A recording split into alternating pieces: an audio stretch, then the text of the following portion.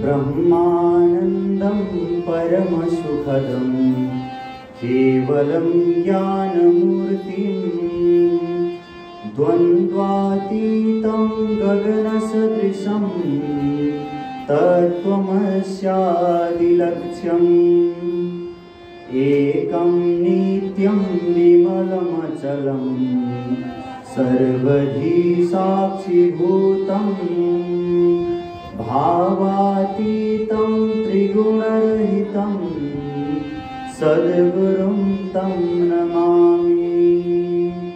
देवी प्रपन्नार्ति हरे प्रसीद प्रसीद मातर्जगतोऽखिलस्य प्रसीद विश्वेश्वरि पाहि विश्वं त्वमीश्वरी देवी चराचरस्य।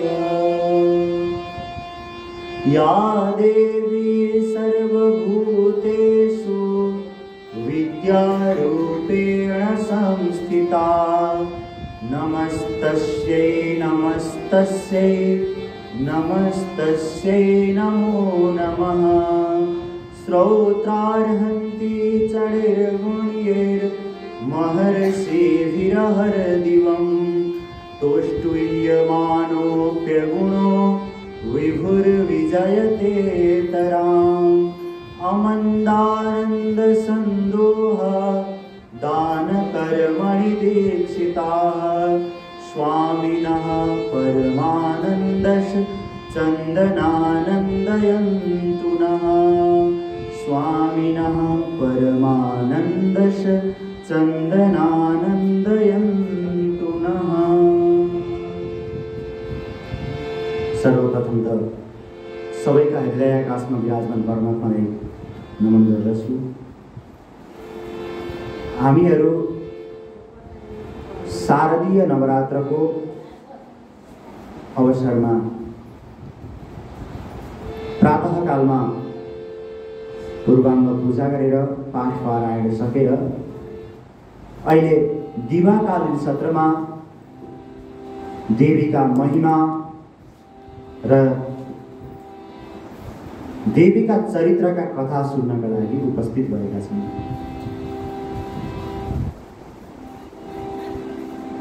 हिजोका दिनमा हामीले महिषासुरको कथामा पुगेर छोडेका थियौं। महिषासुर राजा भयो। महिषासुर राजा भइसकेपछि उसले पृथ्वीमा दुःख दिन थाल्यो। उसले कसरी राजा भयो र उसले कसरी वरदान प्राप्त गर्यो भनेर व्यास मुनिलाई जनमेजयले सोध्नुहुन्छ र भगवान वेदव्यासले भन्दै हुनुहुन्छ, मलाई पूर्वकालमा नारदजीले जे बताउनु भयो र नारदजीलाई ब्रह्माजीले जे बताउनु भयो त्यो मैले भन्दैछु। हे राजन, परापूर्वकालमा जो महिषासुर नामक दानव थियो त्यसले ब्रह्माजीबाट आशीर्वाद प्राप्त गरेको थियो। कस्तो आशीर्वाद? न देवान् मानुषा दैत्यान् मरणं मे पितामह। उसले हजारौं वर्ष तपस्या गरेपछि ब्रह्माजी प्रसन्न हुनुभयो अनि उसलाई वरदान दिनुभयो, जे चाहन्छौ त्यही वर माग भन्दा उसले भन्छ, पहिले त भन्यो मलाई अमर बनाइदिनुस्, तर जन्म भएपछि मृत्यु हुनु निश्चित छ, त्यसैले तिमी अमर हुन सक्दैनौ भनेर ब्रह्माजीले भनिसकेपछि महिषासुरले भन्छ, मेरो मृत्यु देवताहरूबाट पनि नहोस् र पुरुषहरूबाट पनि नहोस् र कुनै दैत्यहरूबाट पनि नहोस्। यसरी देवताहरू, पुरुषहरू र दैत्यहरूबाट मेरो मृत्यु नहोस्। यदि मेरो मृत्यु हुन्छ त स्त्रीले मार्न सक्छन् भने मेरो मृत्यु होस्, नभए अन्यथा मेरो मृत्यु नहोस्। त्यसपछि ब्रह्माजीले पनि हुन्छ तथास्तु। यदा कदापि दैत्येन्द्र नार्यास्ते मरणं ध्रुवं न नरेभ्यो महाभाग मृतिरस्ते महासुर। हे दैत्येन्द्र, हे दैत्यराज, हे महिषासुर, ल ठिक छ, तिमीले भने जस्तै हुनेछ। तिम्रो मृत्यु देवताहरूबाट पनि हुन सक्दैन, मनुष्य पुरुषहरूबाट पनि हुन सक्दैन, अनि दैत्यबाट पनि हुन सक्दैन। अन्य कुनै पशुहरूले पनि तिमीलाई मार्न सक्दैनन्। तिम्रो मृत्यु स्त्रीबाट मात्रै हुन सक्नेछ, अरू कसैबाट मृत्यु हुन सक्दैन। अब महिषासुर खुसी हुन थाल्छ। स्त्रीले मलाई मार्न सक्लान् त? कुनै संसारमा स्त्रीले मलाई मार्लान्? उसले शक्तिलाई बुझेको छैन। त्यसैले उसले के भन्दैछ? ओ एकदम खुसी हुँदैछ। अब म त संसारकै बलियो भएँ, मलाई मार्न सक्ने कोही पनि छैन। अब त्यसपछि जनमेजयलाई प्रश्न हुन्छ, महिषः कस्य पुत्रोऽसौ कथं जातो महाबली। यो महिषासुर भन्नुभयो हे व्यासजी, त्यो महिषासुर कस्य पुत्रो असौ, यो कसको छोरो हो? अनि यो महाबली यस्तो बलवान कसरी भयो? अनि कथं च माहिषं रूपं प्राप्तं तेन महात्मना। अनि यसले यो महिषवाला रूप कसरी, भैँसी, महिष भनेको के हो? भैँसी हो। अनि यो असुर, यो राक्षसले त्यो भैँसीवाला रूप कसरी प्राप्त गर्यो? मलाई विस्तारमा भन्नुस् भनेर जनमेजयले भगवान वेदव्याससित सोध्छन्। वेदव्यासले भन्नुहुन्छ, धनुः पुत्रौ महाराज विख्यातौ क्षितिमण्डले रम्भश्चैव करम्भश्च द्वावस्तां दानवोत्तमौ। हे राजन, हे जनमेजय, परापूर्व कालमा धनु नाम गरेको एउटा दैत्य थियो। त्यो धनु नाम गरेका दैत्यका दुईटा पुत्र थिए। एउटा रम्भ नाम गरेको पुत्र थियो, अर्कोको नाम के थियो? अर्को करम्भ थियो। यसरी त्यो धनु नाम गरेका दैत्यका दुईटा पुत्र थिए, द्रम्भ र करम्भ। दुईटै तपस्वी थिए, तपस्या गर्न गए। शक्ति प्राप्त गर्नको लागि भनेर, आफू महाबली हुने भनेर तपस्या गर्न गए। रम्भ पनि तपस्या गर्न गयो अनि करम्भ पनि तपस्या गर्न गयो। दुईटैले घोर तपस्या गरे। करम्भ भने पानीको मुनि पञ्चनदको भित्र गएर, पञ्चनद नदीको भित्र गएर तपस्या गर्न लाग्यो भने यता रम्भ एउटा वृक्षको मुनि बसेर वरिपरि गर्मीको मौसममा पनि वरिपरि पञ्चाग्नि बालेर, आगो बालेर जताततै वरिपरि त्यसरी के गर्न थाल्यो? तपस्या गर्न थाल्यो। अब यता इन्द्रजीलाई चिन्ता लाग्न थाल्यो। अहो, कतै यिनीहरूले घोर तपस्या गरेर इन्द्रासन त प्राप्त गर्ने होइनन्। यिनीहरू महाबली भयो भने मलाई जित्न सक्छन्। अनि के हुन्छ? मेरो स्वर्गको जुन राज्य छ त्यो राज्यको हरण हुन्छ, यिनीहरूले लैजान्छन्। अब इन्द्रजीलाई समस्या भयो।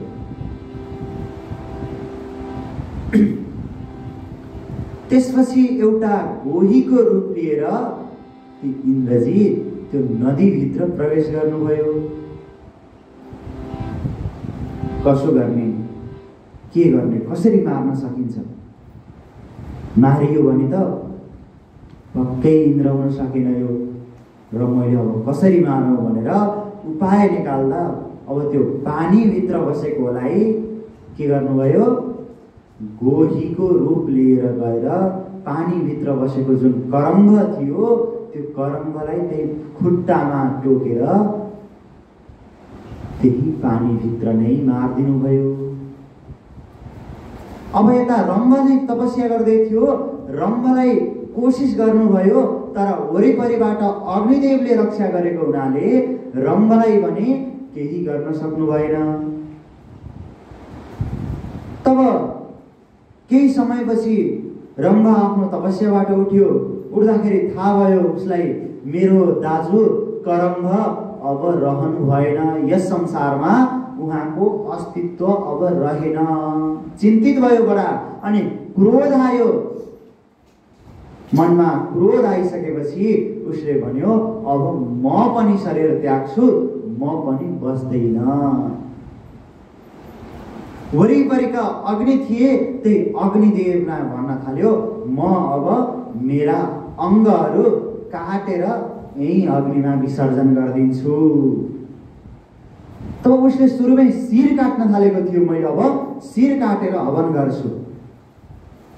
तब अग्निदेव त्यहाँबाट प्रकट हुनुहुन्छ र भन्नुहुन्छ हे रम्भ, यस्तो अनिष्ट किन गर्छौ? यस्तो अनिष्ट नगर, म तिमीबाट प्रसन्न भएको छु, जे चाहन्छौ त्यो वर माग। के चाहन्छौ भन्दा यदि तुष्टोऽसि देवेश देहि मे वाञ्छितं वरं त्रैलोक्य विजयी पुत्र स्यान्नः परबलार्दन। हे अग्निदेव, यदि हजुर मबाट प्रसन्न हुनुहुन्छ भने मलाई के दिनुहोस्? एउटा यस्तो पुत्र दिनुहोस् जो त्रिलोक विजय हुन सकोस्, जो सबैलाई हराउन सक्ने हुन सकोस्, जसलाई कसैले पनि के गर्न नसकुन्, जित्न नसकुन्। यस्तो पुत्र प्राप्त गर्न मन इच्छा छ मेरो, त्यस्तै वर दिनुहोस् भन्दा अग्नि भगवानले पनि तथास्तु तिमीले भने अनुसारको पुरा हुनेछ।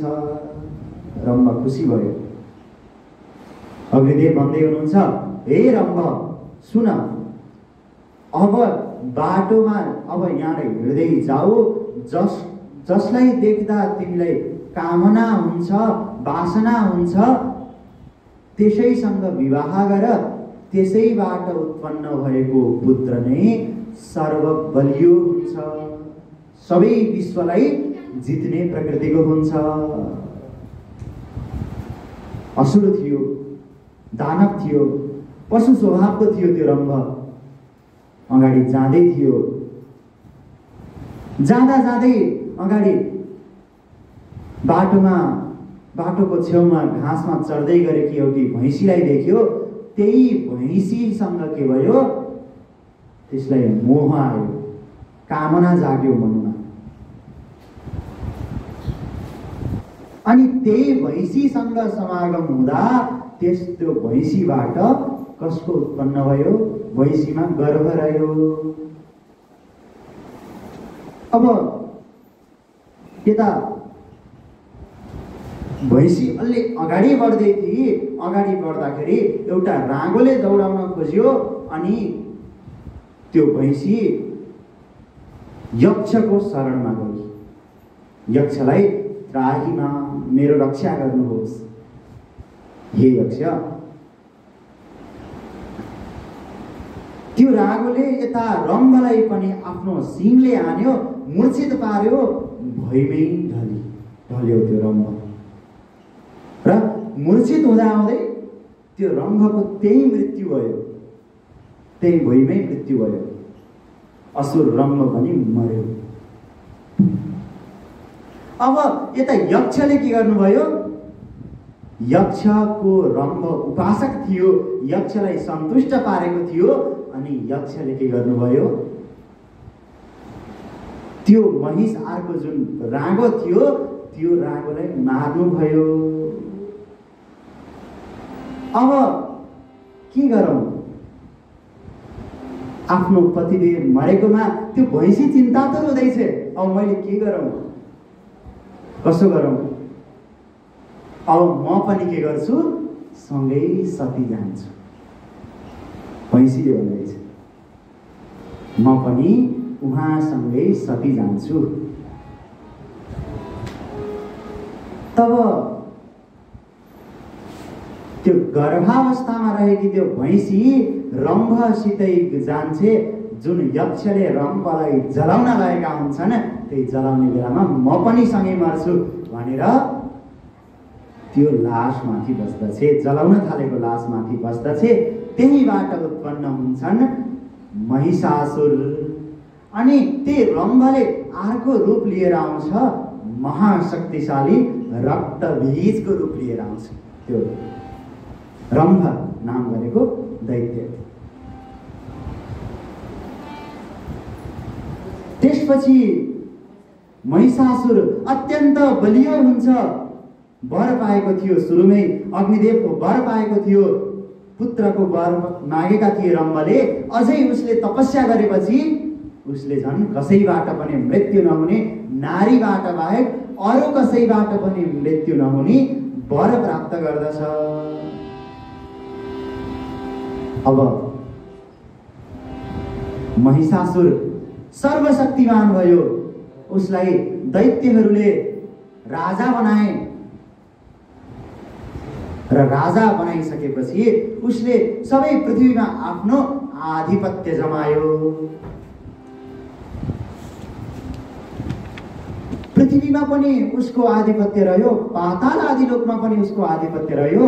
अब त्यसपछि इच्छा भयो, अब त मैले के गर्छु, स्वर्गलोक पनि मेरो बनाउँछु, मैले राज्य गर्छु। कहाँको? स्वर्गलोकको पनि म नै राजा हुन्छु। तब आफ्नो एउटा दूतलाई सबै कुरा भनेर इन्द्र भगवानसँग पठाउँछ। इन्द्रदेवसँग पठाइसकेपछि त्यो दूतले भन्छ, हे इन्द्रदेव, महिषासुरले मैत्री भाव राख्न चाहनुहुन्छ, मित्रता गाँस्न चाहनुहुन्छ। कसरी मित्रता गाँस्ने, के मित्रता गाँस्ने? महिषासुर।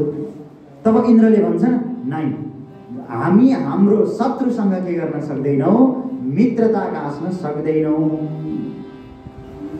महिषासुरसँग हाम्रो कदापि मित्रता हुन सक्दैन। तब महिषासुर को दूत थियो जुन, त्यो दूतले भन्छ, होइन, महिषासुर सर्वशक्तिमान हुनुहुन्छ। यदि युद्ध गर्नुभयो भने हजुरहरू पराजय गर्नुहुने निश्चय छ, हजुरहरूको विजय हुँदैन, त्यो कुरा निश्चय छ। त्यसैले मित्रता गाँस्नुहोस् अनि महिषासुरलाई स्वर्गको राजा बनाइदिनुहोस्, हजुर उहाँको दास भएर बस्नुहोस्। चतुर्याई एउटा कुरा गरेको रहेछ। इन्द्रजीलाई के भन्न भन्दैछ? दास बन्न भन्ने, महिषासुरलाई राजा बनाइ, यस्तो मित्रता गाँस्नुहोस्, महिषासुरलाई राजा बनाइदिनुहोस्। त्यति भएपछि त हाम्रो राजा महिषासुर हजुरसँग लड्नुहुन्न, उहाँलाई राजा बनाइदिए हुन्छ। तब त्यसै त मित्रता गाँस्न खोजेका थिएनन् इन्द्रले, अझ झन् राजा नै उसलाई बनाउने भनेपछि के मित्रता गाँस्थे? हुन्छ, हामी बरु युद्ध गर्न तयार छौँ, तर के गर्दैन मैले, त्यो महिषासुर जुन असुर छ, जुन दानव छ, त्यसलाई मैले के गर्दैन, राजा, स्वर्गको राजा बनाउँदैन। त्यसलाई इन्द्रासन मैले छोडिदिँदैन।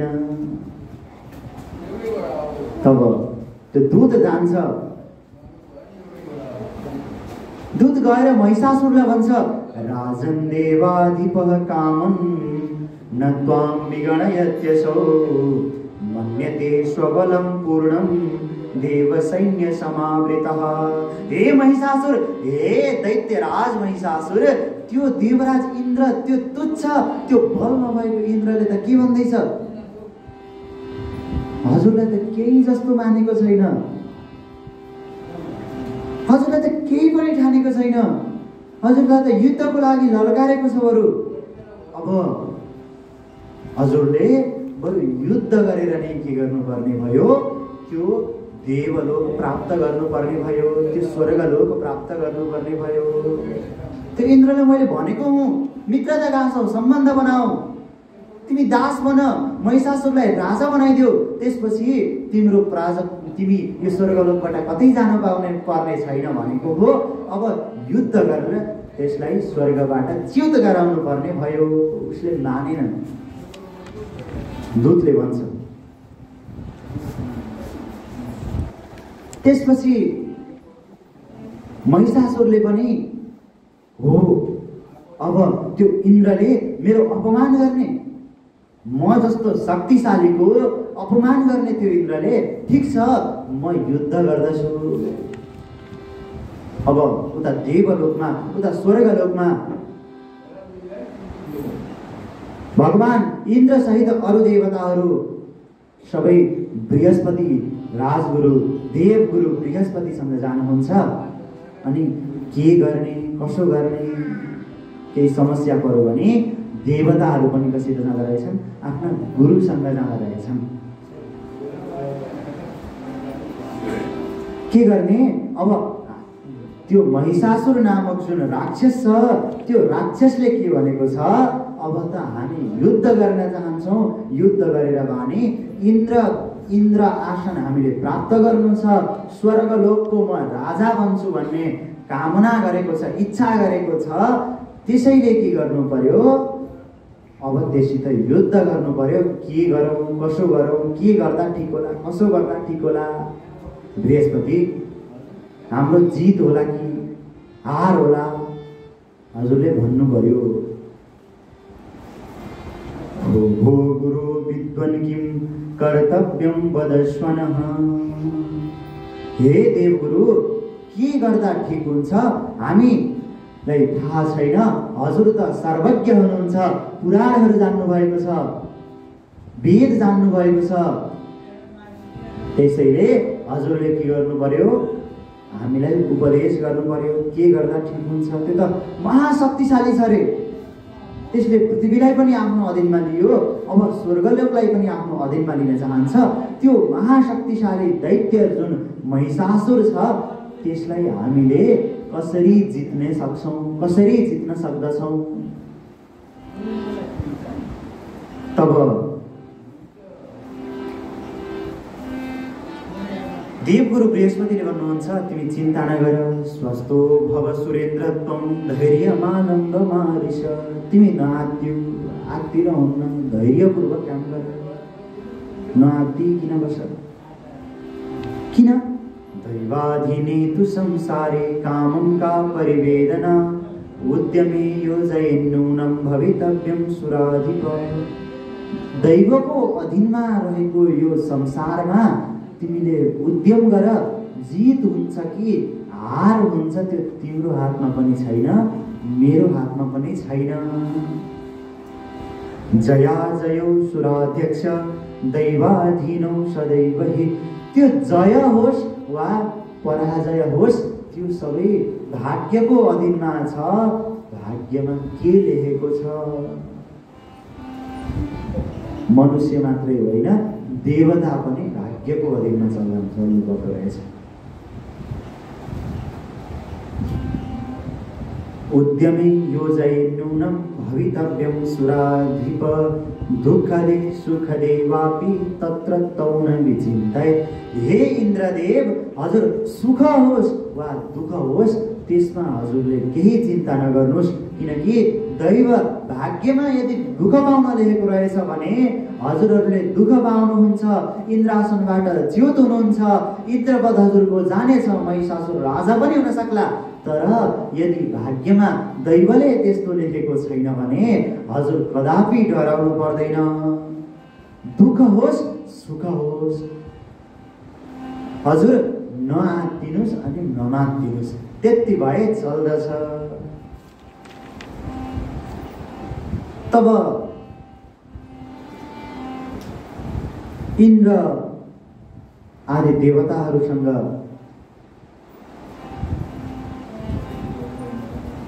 र सबै अग्नि वरुण आदि देवताहरू भएर भगवान ब्रह्मासँग जानुहुन्छ। हे ब्रह्मदेव, अब हजुरको सहायता चाहियो। त्यो महिषासुर महाशक्तिशाली भएको छ। त्यो महिषासुर महाशक्तिशाली भएको हुनाले हामीलाई त्यसले जित्न खोजिरहेको छ, स्वर्गमा आफ्नो आधिपत्य जमाउन खोजिरहेको छ। त्यसैले के गर्नु पर्यो? हजुरले हाम्रो साथ दिनु पर्यो भन्दा ब्रह्माजीले भन्नुहुन्छ, हो त्यो महाशक्तिशाली छ, मेरै वरदानको कारणले गर्दा त्यो त्यति शक्तिशाली भएको छ। त्यसलाई पराजय नहुने वरदान दिएको छु। त्यही भएर मैले पनि केही गर्न सक्दैन। बरु यसो गरौँ, हामी सबै भएर भगवान शङ्करसँग जाउँ। उहाँलाई केही थाहा छ कि, उहाँले केही भन्नुहुन्छ कि भनेर ब्रह्मा सहित इन्द्र आदि देवताहरू भगवान शङ्करसँग जानुहुन्छ।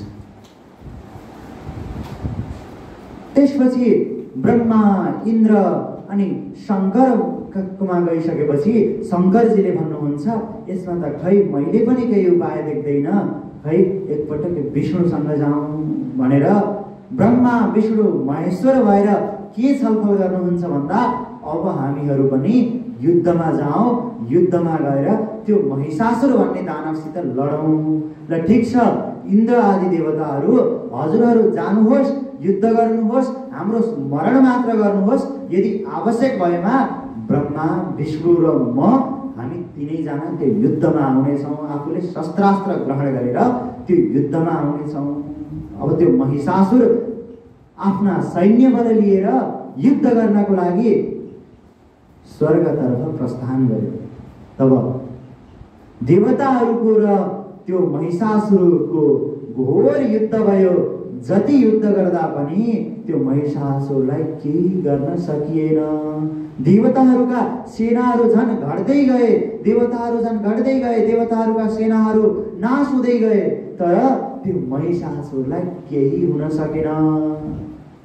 इन्द्रजीलाई झन् प्रहार गर्न थाल्यो त्यो महिषासुरले। तब इन्द्र भगवानले के गर्नुभयो? ब्रह्मा विष्णु र महेश्वरको मनमा नै चिन्तन गर्नुभयो। हे ब्रह्माजी, हे विष्णुजी, हे शङ्कर भगवान, अब महिषासुरले हामीलाई आक्रमण गरिसक्यो, दुःख दिइसक्यो, अब हजुरहरू पनि युद्धमा आउनु पर्यो। इन्द्रले स्मरण गरिसकेपछि ब्रह्मा हंस समारूढो विष्णुर्गरुड वाहन शङ्करो वृषभारूढो वृत्रः गज संस्थितः। ब्रह्मा हाँसमा चढेर त्यो युद्ध भूमिमा आउनुहुन्छ। विष्णु गरुडमा चढेर केमा आउनुहुन्छ? युद्ध भूमिमा। शङ्कर भगवान बुढो साँढेमा चढेर आउँदै हुनुहुन्छ। शङ्कर भगवानको त्यस्तै छ, बुढो साँढेमा चढेर हिँड्नुहुन्छ उहाँ। महोक्ष खट्वाङ्गम परशुरजिनं भस्म फडिनः कपालं चेतीय तव वरद तन्त्रोपकरणम्। कस्ता हुनुहुन्छ भगवान? बुढो भएको साँढेमा चढ्नेवाला, खाटको आदि अङ्ग, पुरै खाट पनि होइन, खाटको अङ्ग भएका लिएर बस्नेवाला। खट्वाङ्गम परशु अजिनम भस्म फडिनः, अर्थात् वंशहरू साथमा राख्ने, त्रिशूल साथमा राख्ने, भस्म लगाउने, अनि गलामा सर्प बासुकी नागलाई राख्ने भस्म, अनि कपाल अर्थात् मानिसको टाउको खप्पर लिने, यस्ता हुनुहुन्छ भगवान शिव। तर त्यस्ता भगवानले के गर्नुहुन्छ? सबै देवताले जे चाहन्छन्, मानिसले जे चाहन्छन् त्यस्तो सबै वरदान दिनुहुन्छ। बोलिए भगवान शम्भुको, साम्ब सदाशिव भगवानको। एउटा छोटो भक्ति संकीर्तन गरौँ अनि अगाडि बढौँ।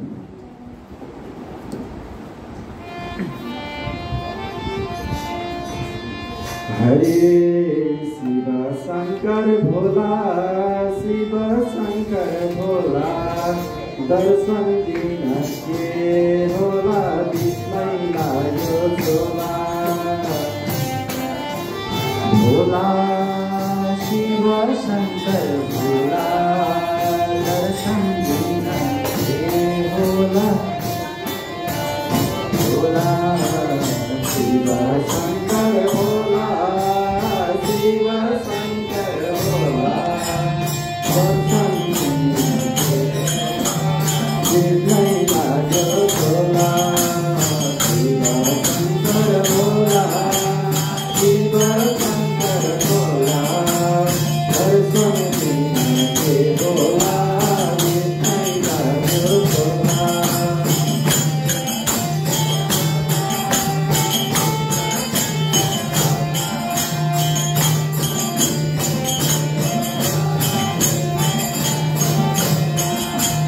शिव शंकर भोला, शिव शंकर भोला, दर्शन दिन के होला विस्मय लाग्यो झोला।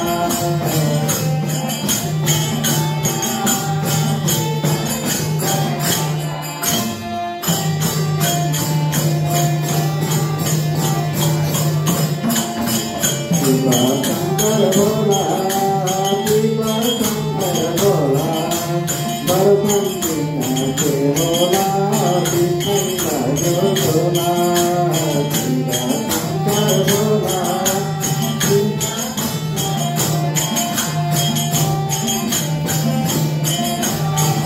भोला, शिव शंकर भोला,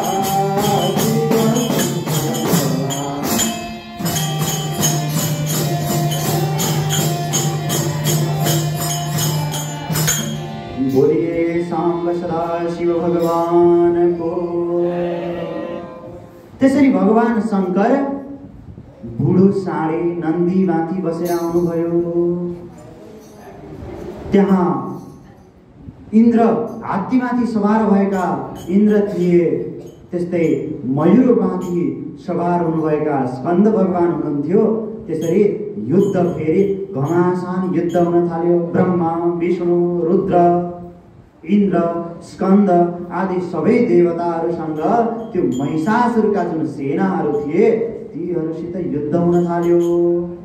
तब महिषासुरको जुन मन्त्री थियो, चिक्षुर नाम गरेको मन्त्री थियो, महाबली, त्यो हात्तीमाथि चढेर के गर्यो?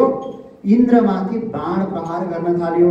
सेनानीश्चिक्षुरस्तस्य गजारूढो महाबलः, मदभन्तं पञ्चभिस्तै सायकै समताडयत्। त्यो चिक्षुरले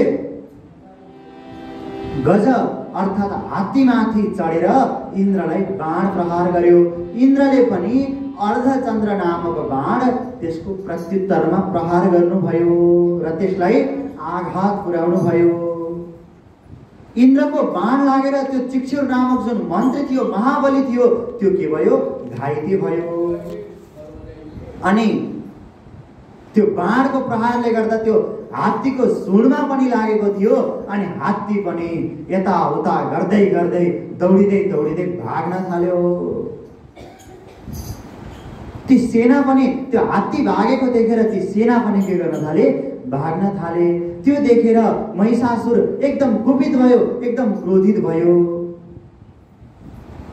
अनि आफू नजिकै रहेको बिडाल नाम गरेको असुरलाई भन्दैछ, हे बिडाल, तिमी जाऊ, तिमी गएर प्रहार गर। फेरि बिडाल पनि जान्छ। बिडाल पनि गएर इन्द्रमाथि प्रहार गर्न थाल्छ।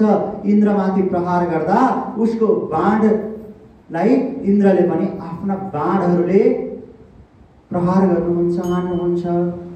उसको हात्तीमा पनि त्यसरी नै बाण लाग्दाखेरि यताउता गर्दै त्यो आफ्नै सेनाहरूलाई कुल्चिँदै कुल्चिँदै पछाडि हट्यो। दैत्यहरूलाई नै कुल्चिन थाल्यो। जयन्तस्तुषितैर्बाणे तयं जगानस्तनान्तरे पञ्चभिः प्रबलाकृष्टे रशुरं मदगर्वितम्। तब यता देवताहरूको पक्षबाट जयन्तले त्यो बिडाललाई हान्नुभयो अनि युद्धभूमिबाट त्यो पनि बाहिर गयो। त्यसपछि त के भयो, देवताहरूको सेनामा अब हामीले जित्यौँ भन्ने भाव आयो, विजय घोष गर्न थाल्नुभयो। सुरा प्रमुदिता सर्वे तुष्टुपुष्टं सचिपतिम्। तब सबै देवताहरू प्रसन्न भएर सबै खुसी भएर अब हामीले जित्यौँ भन्ने भाव आएर के गर्न थाल्नुभयो, ती इन्द्रको स्तुति गर्न लाग्नुभयो र वरिपरि अप्सराहरू नाच्न थाले। त्यो देखेर त्यो महिषासुर नामक गरेको जुन दानव थियो त्यो त झन क्रोधित भयो अनि ताम्र भन्ने दानवलाई युद्ध क्षेत्रमा पुर्यायो। यसरी ताम्र भन्ने दानव आइसकेपछि ताम्र भन्ने दानवलाई नै मूर्छित पार्नुभयो। तर पुनः महिषासुर नै आयो। महिषासुर आउँदाखेरि आफ्नो माया साम्बरी मायाद्वारा ऊ अनेक रूप लिन सक्थ्यो, अनेक रूप देखिन सक्थ्यो। एउटै महिषासुर हजारौं देखिन थाल्यो। तब यता ब्रह्माजीलाई पनि प्रहार गर्यो, विष्णुलाई पनि प्रहार गर्यो अनि इन्द्र आदि देवताहरूलाई पनि प्रहार गर्यो। त्यति भइसकेपछि सबै देवताहरू आफ्नो ठाउँमा जानुभयो। तब स्वर्गलोकमाथि विजय प्राप्त गरेर देवताहरूलाई विजय जितेर के गर्यो, त्यो महिषासुर नामक दानव महिषासुर दानव स्वर्गमा गएर बस्न थाल्यो। तब देवताहरू अब स्वर्गबाट निकालिए, च्युत भए अनि पृथ्वीको कुनै एउटा गुफाभित्र आएर बस्ने स्थिति आयो। कालचक्र हो।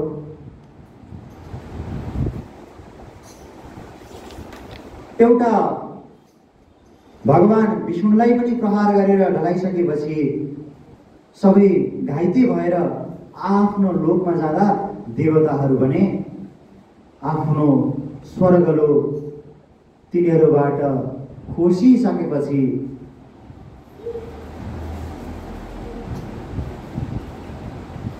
पृथ्वीको एउटा कुनै कुनामा आएर एउटा गुफामा बस्नु पर्यो।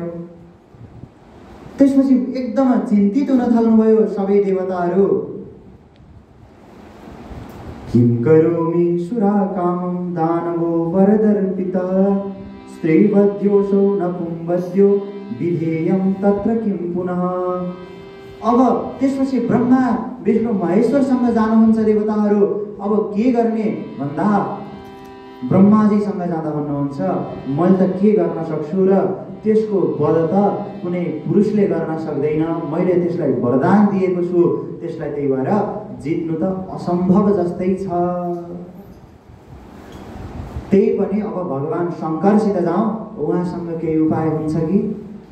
त्यसपछि सबै देवताहरू र ब्रह्माजी भएर भगवान शङ्करसित जान्छन्। त्यसपछि शङ्करजीले भन्नुहुन्छ, ए ब्रह्माजी, आफैले वरदान दिने बेला दिन्छ, अहिले आएर भनेर हुन्छ। भवतैव कृतं कार्यं वरदानात् पुरा विभो। हजुरले नै हो यो सबै गरेको, हजुरले गर्दा नै हो। खुब हजुरले वरदान दिनुभएको थियो, आफैले खनेको खाल्टा आफै परे जस्तै भयो। आफैले वरदान दिनुभएको थियो, अन्तिममा त्यही देवलोक नै के गर्यो, त्यो महिषासुरले हरण गर्यो। हजुरले वरदान दिएरै हो यो देवताहरूलाई यति अनर्थ भएको, देवताहरूको स्वर्गलोक हरण भएको हजुरले गर्दा हो। अब के गर्न सकिन्छ त? अब पुरुषहरूले उसलाई मार्न नसक्ने रे, अब मैले पनि मार्न सक्ने भएन, हजुरले पनि मार्न सक्नु भएन, अनि भगवान विष्णुले पनि मार्न सक्नु भएन। न त मेरी स्त्रीले मार्न सक्छिन्, न त हजुरकी स्त्रीले मार्न सक्छिन्, न त विष्णुकी स्त्रीले मार्न सक्छिन्। अब कसरी मार्ने त त्यसलाई? त्यो त महाबली भएर भएको छ। त्यसै त अग्निदेवको वरदानले गर्दा महाबलशाली हुने उसलाई पहिल्यै वरदान थियो, अझ हजुरको वरदानले गर्दा त ऊ कसैबाट नमारिने भएको छ। यसो गरौँ, एकपटक विष्णुलोक जाउँ, विष्णुलोक गएर वैकुण्ठमा गएर भगवान विष्णुसँग कुरा गरौँ, छलफल गरौँ, त्रिदेवताहरूको छलफल गरौँ। तीनटा देवता बसेर सबै जाउँ अनि त्यसबाट के हुन्छ, के उपाय पक्कै निक्लिन्छ। संसारमा समस्या छन् भने समाधान पनि पक्कै छन्। दैवले समाधान पनि पक्कै बनाएको छ। एकपटक जाउँ हामी वैकुण्ठमा। तब ब्रह्मा, शङ्कर, इन्द्र आदि देवताहरू भएर सबै देवताहरू भगवान विष्णुकोमा जानुहुन्छ। त्यो वैकुण्ठ धाममा जानुहुन्छ। कस्तो थियो त्यो वैकुण्ठ धाम? जहाँ सुन्दर सुन्दर वृक्षहरू थिए, सुन्दर सुन्दर फुलहरू थिए, गन्धर्वहरूले गीत गाइरहेका थिए,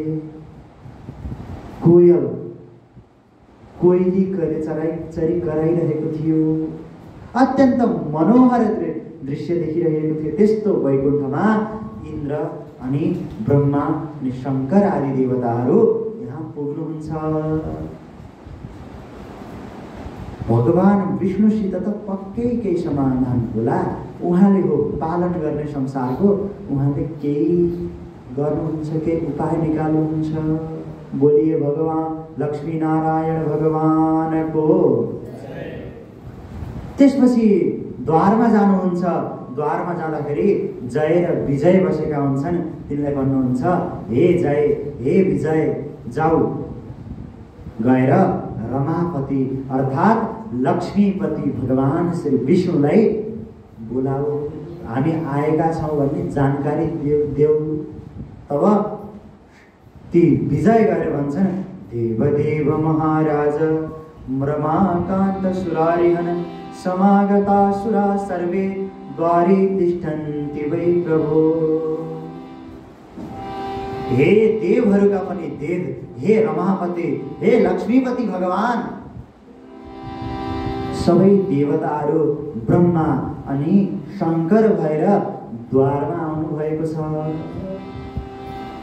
त्यति सुनिसकेपछि भगवान विष्णु पनि के गर्नुहुन्छ, उहाँलाई लिनको लागि भनेर आफै द्वारमा जानुहुन्छ र सबै एउटा सभा कक्षमा बस्नुहुन्छ। अब बैठक सुरु भयो, त्रिदलीय बैठक, ब्रह्मा, विष्णु र शङ्कर। अब के गर्न सकिन्छ, कसरी गर्न सकिन्छ, कसरी मार्न सकिन्छ, यसले त बडो दुःख दिइरहेको छ हामीलाई।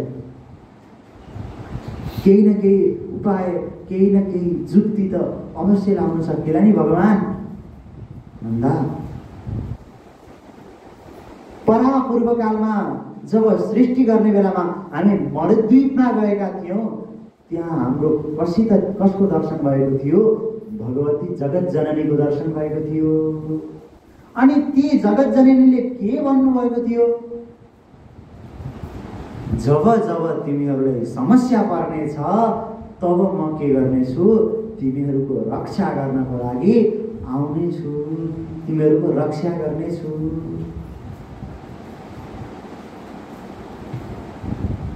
अनि ब्रह्मा, विष्णु र शङ्करलाई शक्ति स्वरूपा महालक्ष्मी, महासरस्वती र महाकाली शक्ति दिनुभएको थियो। अब उनै देवीको आराधना गरौँ, पक्कै पनि उनै देवीसँग होला। उनै देवीले यो महिषासुरको मारण गर्न सक्छिन्, मार्न सक्छिन् यो महिषासुर दैत्यलाई। ती निर्गुण शक्ति छिन्, न त स्त्री, न त पुरुष, न त नपुंसक। त्यसैले हामीले के गरौँ, हाम्रो शक्तिद्वारा स्त्री रूपी देवीलाई प्रकट गरौँ।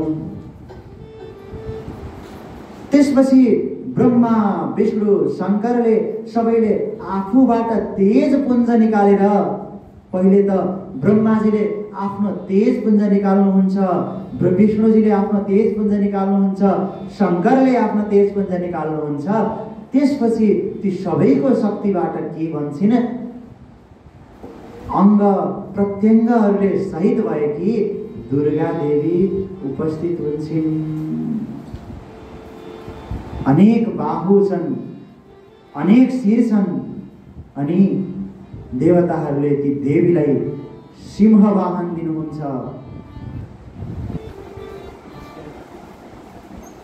अनि सबै मणिहरूले अनि गहनाहरूले सुशोभित गर्नुहुन्छ र ती शक्ति स्वरूपा देवीलाई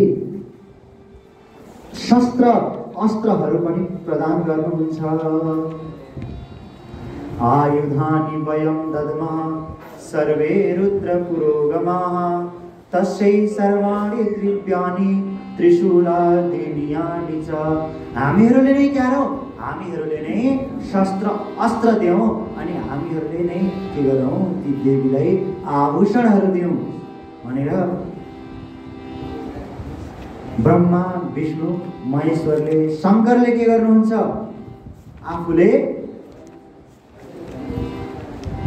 त्रिशूल दिनुहुन्छ, त्रिशूल आयुध दिनुहुन्छ, शस्त्र दिनुहुन्छ। विष्णुले आफ्नो सुदर्शन चक्र दिनुहुन्छ। ब्रह्माले जल भरिएको कमण्डलु दिनुहुन्छ।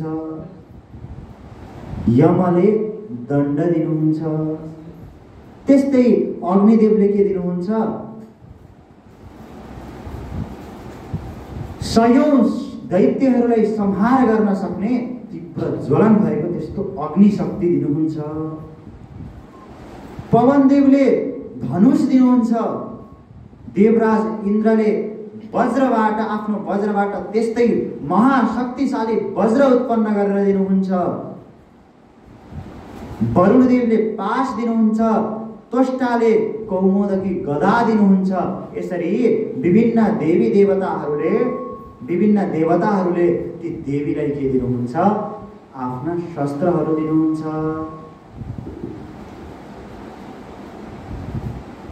त्यो देवी शस्त्र अस्त्रहरूले सुशोभित हुन्छन् अनि सबै देवताहरूले उहाँको जय जयकार गर्न थाल्नुहुन्छ।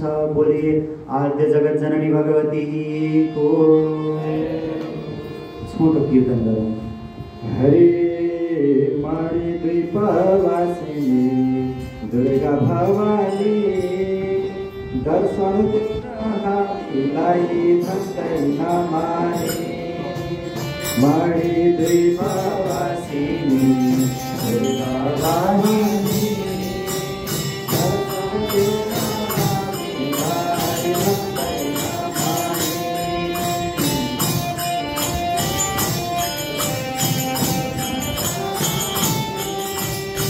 सबैले ताली बजाउनु भन्नुहोस् भनौँ। नाच्न पनि पाइन्छ है।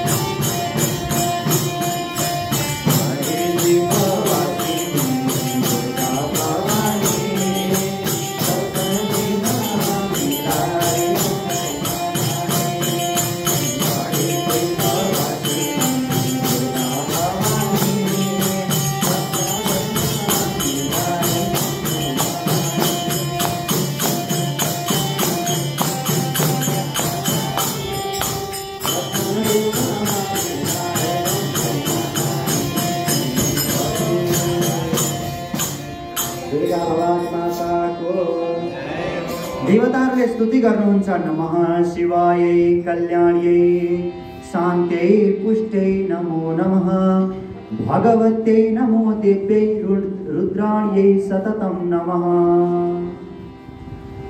हे देवी, हे आद्य जगत जननी, हजुर जो सबै संसारको कल्याण गर्नुहुन्छ त्यस्तै देवीलाई नमस्कार छ। जो शान्ति स्वरूपा हुनुहुन्छ, जो पुष्टि स्वरूपा हुनुहुन्छ, हे देवी हजुरले हाम्रो रक्षा गर्नुहोस्। हामी यो महिषासुर नामक दैत्यबाट हामी के भएका छौँ? हामी त्रस्त भएका छौँ। हाम्रो स्वर्ग राज्य लुटेको छ। अब हामीलाई पुनः के गर्नुहोस्? त्यो स्वर्ग दिलाउनुहोस्। त्यसले के गरेको छ? जनताहरूलाई, पृथ्वीमा रहेका मानिसहरूलाई पनि के गरेको छ? दुःख दिइरहेको छ। ऋषिगणहरूले के गर्नुभएको छ? दुःख पाइरहनु भएको छ। तपस्या गर्न पाइरहनु भएको छैन, यज्ञ गर्न दिइरहेको छैन। त्यसरी महिषासुरबाट सबै पीडित भएका छौँ। हे देवी हाम्रो रक्षा गर्नुहोस्। त्यसपछि देवीले गम्भीरपूर्वक मेघ समान गम्भीर भएर भन्नुहुन्छ, भयं त्यजन्तु गिर्वाणा महिषान् मन्दचेतसः। हे देवताहरू, अब तिमीहरू डराउनु पर्दैन। अब म आइसके, मैले त्यसलाई मार्नेछु, अवश्य नै मार्नेछु। अब त्यो मन्द बुद्धि, त्यो महिषासुर जो छ त्यसबाट तिमीहरू कोही पनि डराउनु पर्ने आवश्यक छैन। अब नडराऊ। हनिष्यामि रणेद्यैव। मैले अब के गर्छु? त्यसलाई मार्नेछु, त्यसको हत्या गर्नेछु। त्यसपछि त्यति भनेर देवीले त्यो आफूले त्यो धनुषको जुन आवाज निकाल्नुहुन्छ, त्यो धनुष तानेर छोड्दा जुन आवाज निक्लिन्छ, त्यो आवाजले पृथ्वी लोक पुरै काँप्न थाल्छ, स्वर्गलोक पुरै काँप्न थाल्छ। अहो, महिषासुर पनि अचम्ममा पर्छ। के को आवाज आयो? यी देवताहरू त होइनन्, पक्कै पनि मसित हारेर गएका देवताहरू हुन्। यति गर्न सक्ने सामर्थ्य तिनीहरूमा छैन। ब्रह्मा विष्णु महेश्वर पनि पक्कै होइनन्। भनेपछि को हो यो?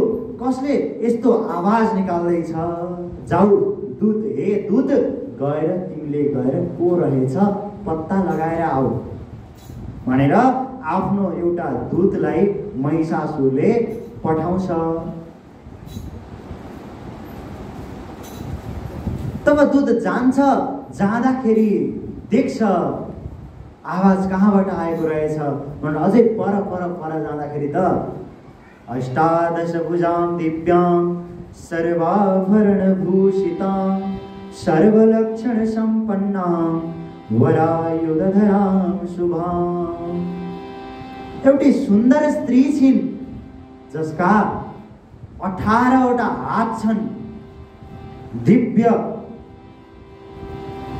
वाहन, सिंहको वाहनमा बसेकी छिन्, सिंहमाथि बसेकी छिन्, आभूषणहरू लगाएकी छिन्। त्यस्तै देवी छिन्। अहो, इनको रहेछ आवाज। अब मैले इनको बारेमा गएर महिषासुर मेरा राजालाई भन्छु भनेर त्यो जान्छ। त्यो दूत गएर के गर्छ?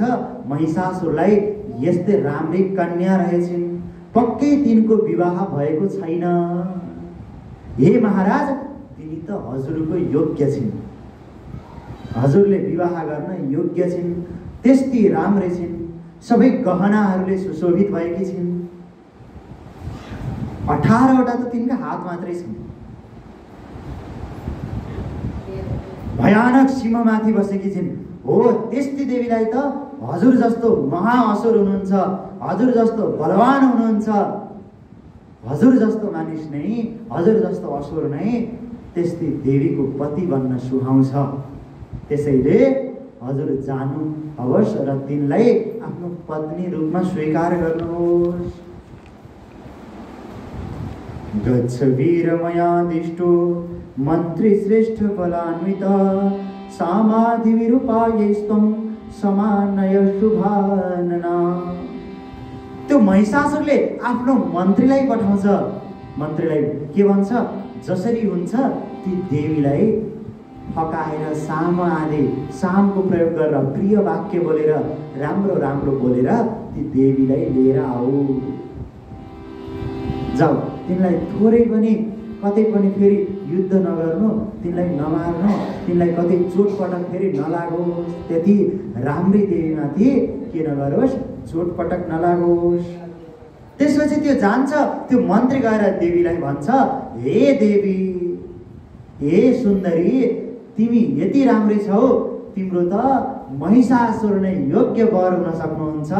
महिषासुरलाई के गर, त्रिलोक अधिपति जो महिषासुर हुनुहुन्छ, जसले ब्रह्मा विष्णु महेश्वर इन्द्र आदि देवताहरूलाई पनि हराउनु भएको छ, त्यस्तो महिषासुरलाई तिमीलाई पति रूपमा वरण गर। देवीले भन्नुहुन्छ, हे मन्त्रीवर, तिमीले मलाई चिनेका छैनौ। जननीम सुरानाम वै जननीम, अर्थात् म त देवताहरूकी पनि आमा हुँ। महालक्ष्मी मिति ख्याताम, म महालक्ष्मी स्वरूप शक्ति हुँ। सर्वदैत्य निषोधिनी, म के गर्छु, यी सबै दैत्यहरू जो छन्, यी सबै दानवहरू जो छन्, ती दैत्यहरूलाई, ती दानवहरूलाई मैले के गर्छु, नाश गर्छु। त्यसैले मैले यो महिषासुरको पनि नाश गर्न लागेकी हुँ। जाऊ, यही कुरा गएर तिम्रो महाराजलाई गएर सुनाइदेऊ। यस्तो भनिसकेपछि त्यो मन्त्रीले के गर्छ, गएर महिषासुरलाई सुनाउँछ, हे देववर, हे महिषासुर, हे असुरराज, ती अत्यन्त सुन्दरी छिन्, तर अलि घमण्डी रहेछिन्। थोरै घमण्ड भने अलि रहेछ, तिनले हजुरलाई पक्कै चिन्न सकेकी छैनन्, तिमीले त युद्धको कुरा गर्छिन्। घमण्डी रहेछिन्, त्यही भएर आफू बलशाली ठानी होलिन्, आफ्नो बलको अलिअलि बलको घमण्ड रहेछ, त्यही भनेकी छन्। फेरि महिषासुरले जाऊ, अब गएर युद्ध गर्न पर्यो, युद्ध गर, जाऊ, गएर आऊ भनेपछि जान्छन्।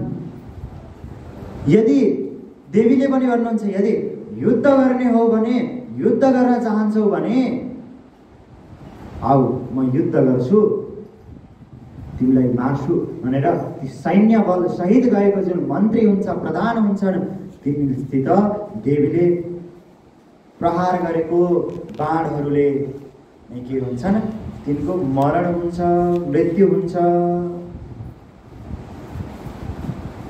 त्यसपछि बाँकी रहेका जो अलिअलि थिए तिनी गएर भन्छन्, हे महिषासुर, ती देवी त अलि बलिए नै रहेछन्, मार्छिन् क्या भनेर ती जुन अरू बाँकी रहेका थिए तिनले गएर भन्छन्। त्यसपछि त्यो महिषासुरले अरू मन्त्रीहरूसित बसेर विचार विमर्श गर्छ, अब के गर्नु उचित होला, के गर्दा ठिक होला। त्यसपछि महिषासुरसँग टाढा टाढाबाट दानवहरू आएका हुन्छन्, विरूपाक्ष आदि दानवहरू आएका हुन्छन्। ती दानवहरूले भन्छन्, हामी हार्ने त हार्दैनौँ, हामी कसरी हार्छौँ, एउटा नारीसित हामी हार्न सक्छौँ र? राजा नारी वराकियम साब्रुते मदगर्विता विभीषिका मात्र विदम ज्ञातव्यम वचनम त्वया। त्यो नारीले अहंकार पूर्ण भएकी नारी हो त्यो, हामी त्यससित हार्न सक्दैनौँ। त्यही भएर हे राजन, अब हामी युद्ध गर्न, ठिक छ, हामी युद्ध गर्न तयार छौँ। त्यसपछि अरू ताम्र, दुर्धर्ष आदि नाम गरेका दैत्यहरूले पनि के गर्छन्, देवीलाई युद्ध गर्नको लागि युद्ध त गर्नुपर्छ, तिनले हामीसित जित्न सक्दैनन् भनेर ताम्रले भनिसकेपछि महिषासुरले के भन्छन्, ल ठिक छ, अब ताम्र तिमी जाऊ, तिमी गर युद्ध। गच्छ ताम्र महाभाग युद्धाय कृतनिश्चय तामानय वरारोहं जित्वा धर्मेण मानिनीं। जाऊ, युद्ध गर, युद्ध जितेर ती स्त्रीलाई के गर, लिएर आऊ। नभवद्वशगा नारी संग्रामे यदि सा तव हन्तव्या नान्यथा कामं माननीय प्रयत्नतः। जहाँसम्म सम्भव हुन्छ ल्याऊ, नभए त्यस्तो मान्दै नमाने त पनि मार्दै पनि हुन्छ। त्यसपछि ती असुरहरू, ती सेनाहरू, सैन्यबल आइरहेको थाहा पाएर देवी अट्टहासपूर्वक हाँस्नुहुन्छ र शङ्ख घोष गर्दा सबै ती दैत्यहरू भयभीत हुन्छन्। अनि भयभीत भएर अलिअलि सेनाहरू भाग्न थालेका हुन्छन्। ताम्रोलाई भन्छन्, किन डराएका छौ तिमीहरू, लौ हिँड भनेर ताम्रो आदि दैत्यहरू जान्छन्। ताम्रोलाई पनि देवीले संहार गर्नुहुन्छ। पहिले त ताम्रका सैन्यलाई संहार गर्नुहुन्छ। ताम्रो बाँचेको हुन्छ। ताम्रो महिषासुरसँग जान्छ र महिषासुरसँग फेरि विचार विमर्श गर्न थाल्छन्। होइन, के हो, देवीले त हाम्रा सैन्य बलहरूलाई फेरि यसो गरे। राजन् युद्धे जयो नोद्य भविता वेद्म्यहं किल पलायनं न कर्तव्यं यशो हानिकरं नृणाम्। दुर्मुखले भन्छ, हे राजन, अब त झन् युद्ध निश्चय नै युद्ध गर्नु पर्दछ। हामीहरू पलायन हुनु हुँदैन, किनभने युद्धबाट भाग्नु भनेको त पुरुषहरूको कीर्ति नष्ट गर्नु जस्तो हो। त्यसैले हामी के गर्नु हुँदैन, यहाँबाट भाग्नु हुँदैन। जब इन्द्र आदि देवताहरू, ब्रह्मा विष्णु महेश्वर स्वयं आएर हामीसित युद्ध गर्दा त हामी भागेनौँ भने अब यी देवी युद्ध गर्न आउँदा हामी भाग्ने हो त? हामी भाग्न हुँदैन। तस्मात् युद्धं प्रकर्तव्यं मरणं वा रणे जयः। यदि त्यो रणभूमिमा, त्यो युद्धभूमिमा हाम्रो जित होस् वा मरण होस्, हामी के गर्नुपर्छ, अब त झन् युद्ध गर्नुपर्दछ। तब त्यही बास्कल नाम गरेको दैत्यले भन्छ, राजस चिन्ता नगर्तव्य। हे राजन, चिन्ता नगर्नुहोस्, म एक्लैले मारिदिन्छु त्यो स्त्रीलाई, त म एक्लै गएर मारिदिन्छु। त्यसपछि बास्कल र दुर्मुख भएर रणभूमिमा जान्छन् र भन्छन्, देवी अब धेरै हट नगर, अब के गर, महिषासुरलाई आफ्नो पति रूपमा वरण गर। तिमी यस्तै राम्रै छौ, तिमीलाई युद्ध गरेको त पटक्कै सुहाएन।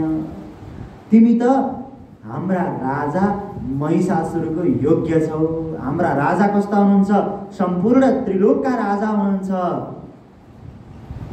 उहाँसित धन धान्य पूर्ण हुनुहुन्छ, धन सम्पत्ति सबै कुरा छ। त्यसैले के गर, अब उहाँलाई पति रूपमा स्वीकार गर। त्यसपछि देवीले भन्नुहुन्छ, नाइ, म उनीहरूलाई पति रूपमा उसलाई कदापि स्वीकार्य छैन, किनकि म त प्रकृति स्वरूपा हुँ। न त मैले ब्रह्मा विष्णु महेश्वर आदि देवताहरूलाई पति रूपमा स्वीकार गर्दछु, न त मैले त्यो दैत्यहरूलाई कसैलाई पनि पति रूपमा स्वीकार गर्दछु।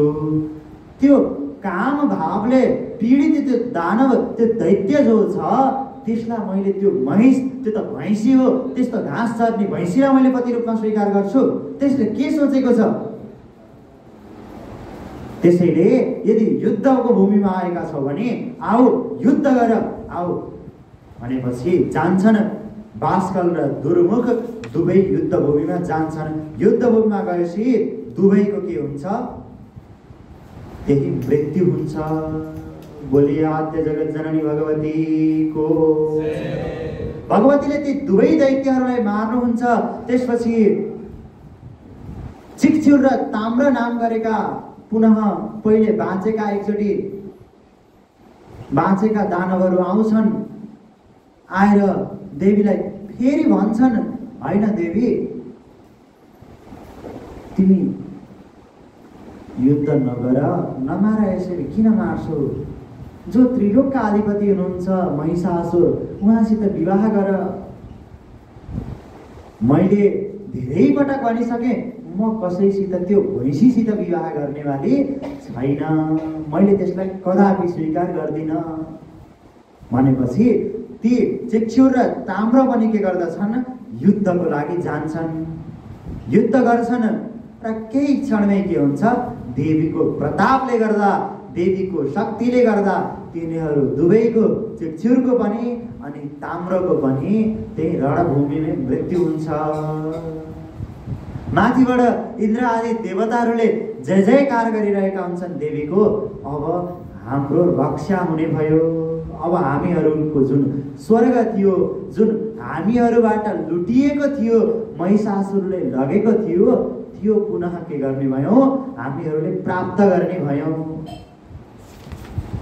तब महिषासुर सन्त्रस्त हुन्छ। अब भागौँ भने कसरी भागौँ, उसको पुरुषत्वले उसलाई भाग्न पनि दिएको छैन। फेरि बिडाल र असिलोमा नाम गरेका दुईटा दैत्यराज हुन्छन्, दैत्यहरू हुन्छन्।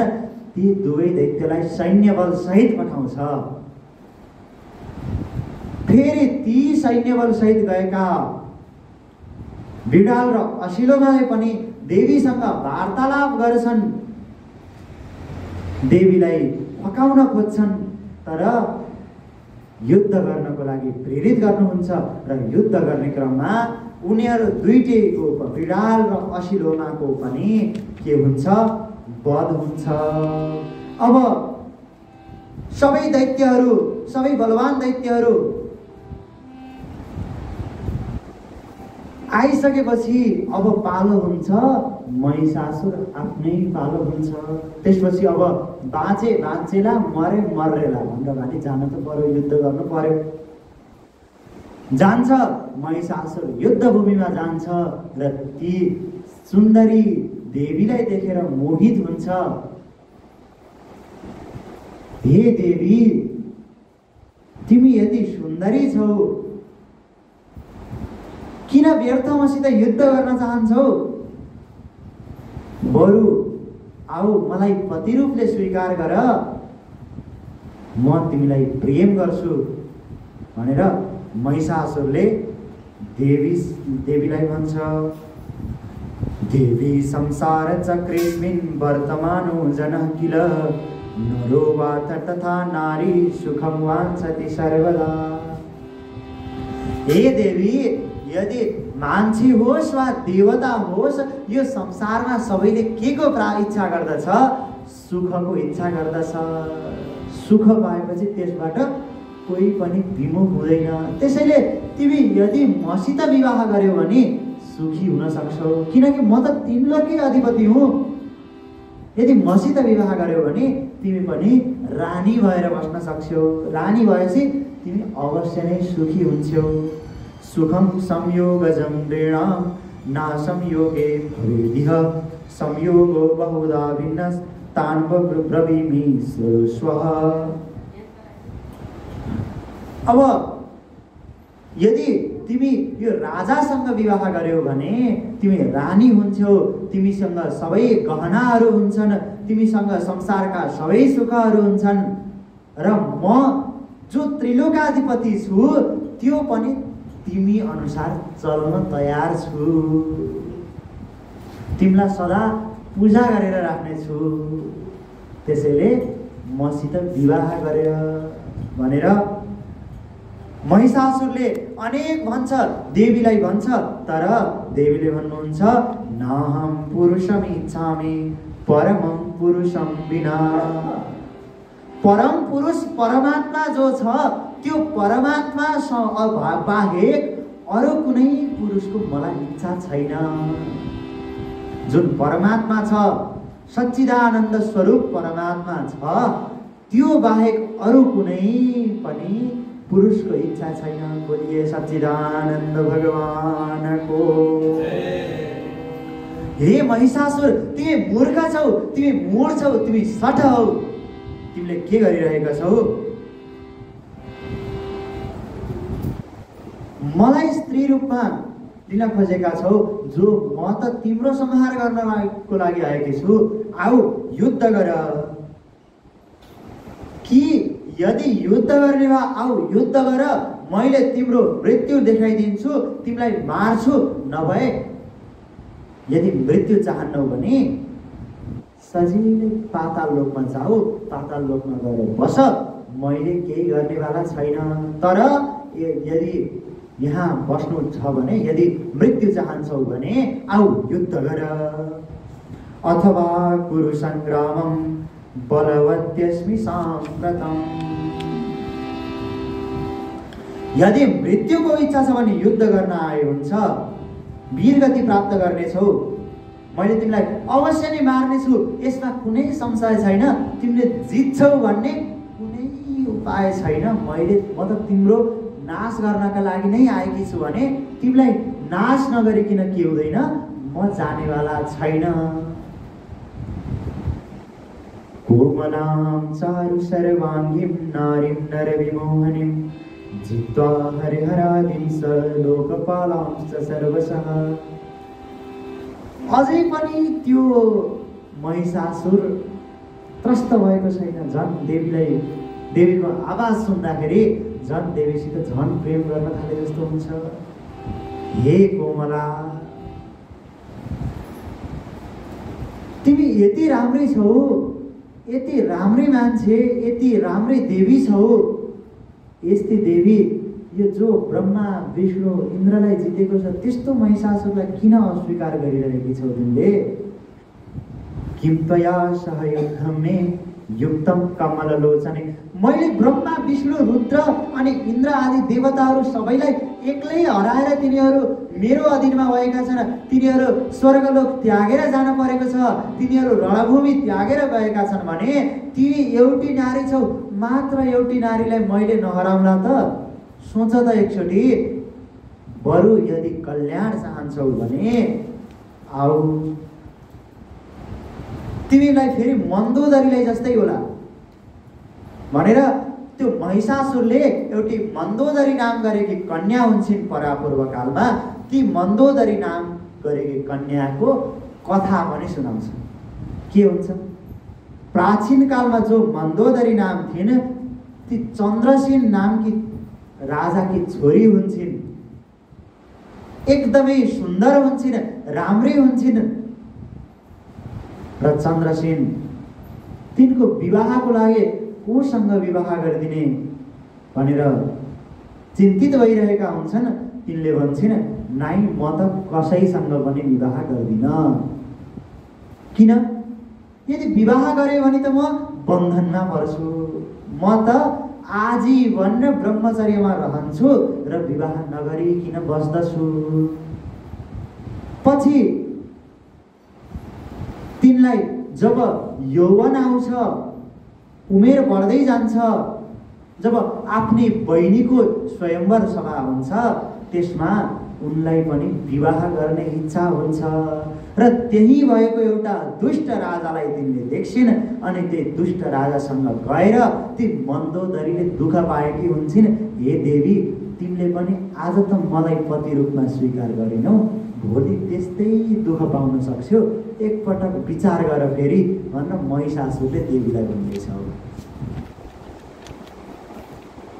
देवीले भन्नुहुन्छ, मैले कसैलाई पनि पति रूपमा स्वीकार गर्दिनँ, मैले भनेको छु अब युद्ध गर्न। त्यसपछि महिषासुर युद्धको लागि आउँछ। अनेक मायाहरूको प्रयोग गर्न खोज्छ। साम्भरी मायाको प्रयोग गरेर अनेक रूप लिएर आउँछ। तर देवीका बाणद्वारा ती सबै नाश हुन्छन्। अनेक शस्त्र अस्त्रहरू प्रहार गर्न खोज्छ। ती सबैको के गर्नुहुन्छ? भगवतीले संहार गर्नुहुन्छ। र अन्तिममा जो वास्तविक महिषासुर हुन्छ, मायारूपी महिषासुर नभएर वास्तविक महिषासुर हुन्छ, त्यसलाई पनि के गर्नुहुन्छ? देवीले मार्नुहुन्छ। र अरू सेनाहरूलाई पनि देवीको सिंहले पनि के गर्दछ? अरू सेनाहरूलाई पनि मार्छ। त्यसरी महिषासुर र महिषासुरका सबै सेनाहरूको के हुन्छ? त्यस युद्ध भूमिमा मृत्यु हुन्छ। बोलिए आद्य जगत जननी भगवती को। महिषासुरमर्दिनी भगवतीको। तब देवताहरू सबै खुसी हुन्छन्। अहो, हाम्रो सबैभन्दा शक्तिशाली शत्रु जुन महिषासुर थियो, त्यो महिषासुरको के भयो? अब मृत्यु भयो। अब हामीलाई केहीसँग डर छैन।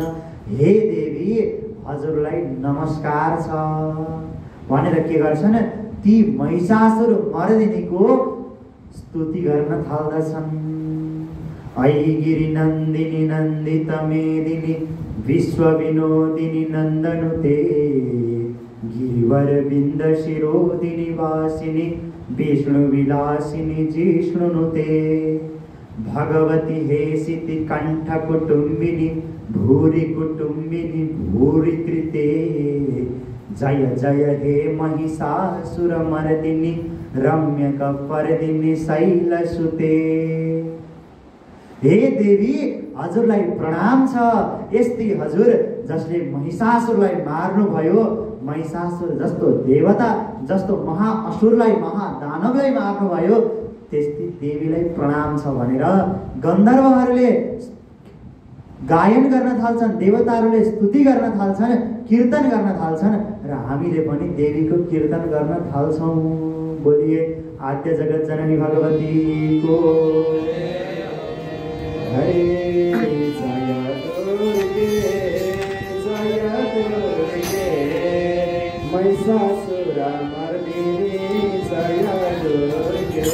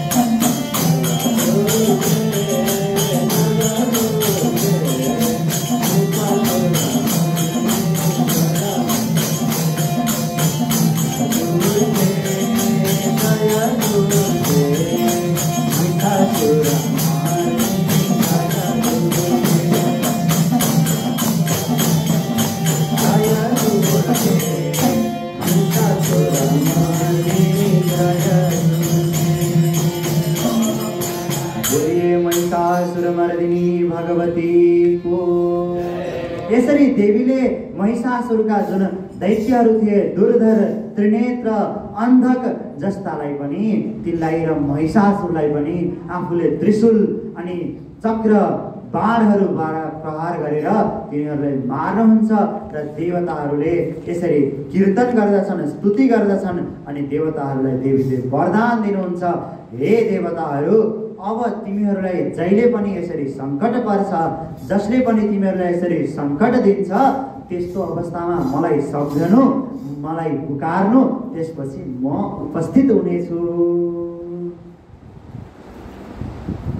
यसरी दैत्यहरूलाई नाश गरिसकेपछि भगवती आफ्नो मणिद्वीपमा जानुहुन्छ। मणिद्वीपमा गएर बस्नुहुन्छ र यता जन्मेजयले व्याससँग प्रश्न गर्छन्, भगवान व्यास, मैले महिषासुरको मरणको त कथा सुने, अब जुन हजुरले भन्नुभएको थियो देवीले शुम्भ र निशुम्भलाई पनि मार्नु भएको थियो, हो त्यो शुम्भ र निशुम्भको कथा के हो? त्यो देवीको चरित्र हामीलाई सुनाउनुहोस्। व्यासले भन्नुहुन्छ, शिरोराजन प्रवक्ष्यामि दिव्याश्चरितमुत्तमं सुखदं सर्वजन्तूनां सर्वपापप्रणाशनम्।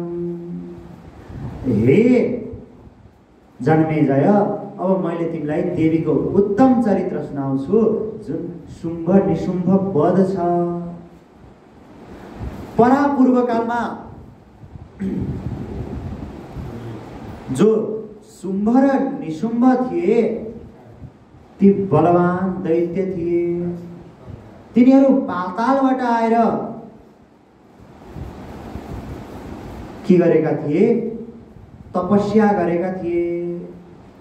पातालबाट भूमण्डलमा आए अनि भूमण्डलमा आएर पुष्कर नाम गरेको तीर्थमा आएर तप आरम्भ गरे र दिव्य 10,000 वर्षसम्म घनघोर तपस्या गरे तिनीहरूले पनि। र ब्रह्माजी पुनः तिनीहरूसित प्रसन्न हुनुभयो र जसरी महिषासुरले अमरत्वको वरदान मागेको थियो तिनीहरूले पनि के गरे? हामी पनि अमर हुन पाऊँ, अमर हुने वरदान दिनुहोस् भने। अब ब्रह्माजीले भन्नुहुन्छ अमर त हुन सक्दैनौ, केही अरू वर माग भन्दा जसरी महिषासुरले स्त्रीबाट वध नहोस्, अरूबाट वध स्त्रीबाट वध होस्, अरूबाट वध नहोस्। भए स्त्रीबाट होस्, नभए कसैबाट नहोस्। तिनीहरूले नि त्यस्तै वरदान मागे। ब्रह्माजीले पनि हुन्छ, तिमीहरूको यदि मृत्यु हुन्छ भने स्त्रीबाट हुन्छ, नभए अरूबाट मृत्यु हुँदैन, स्त्रीबाट नै तिमीहरूको मृत्यु हुन्छ। त्यति सुनिसकेपछि अब शुम्भ निशुम्भ खुसी भए।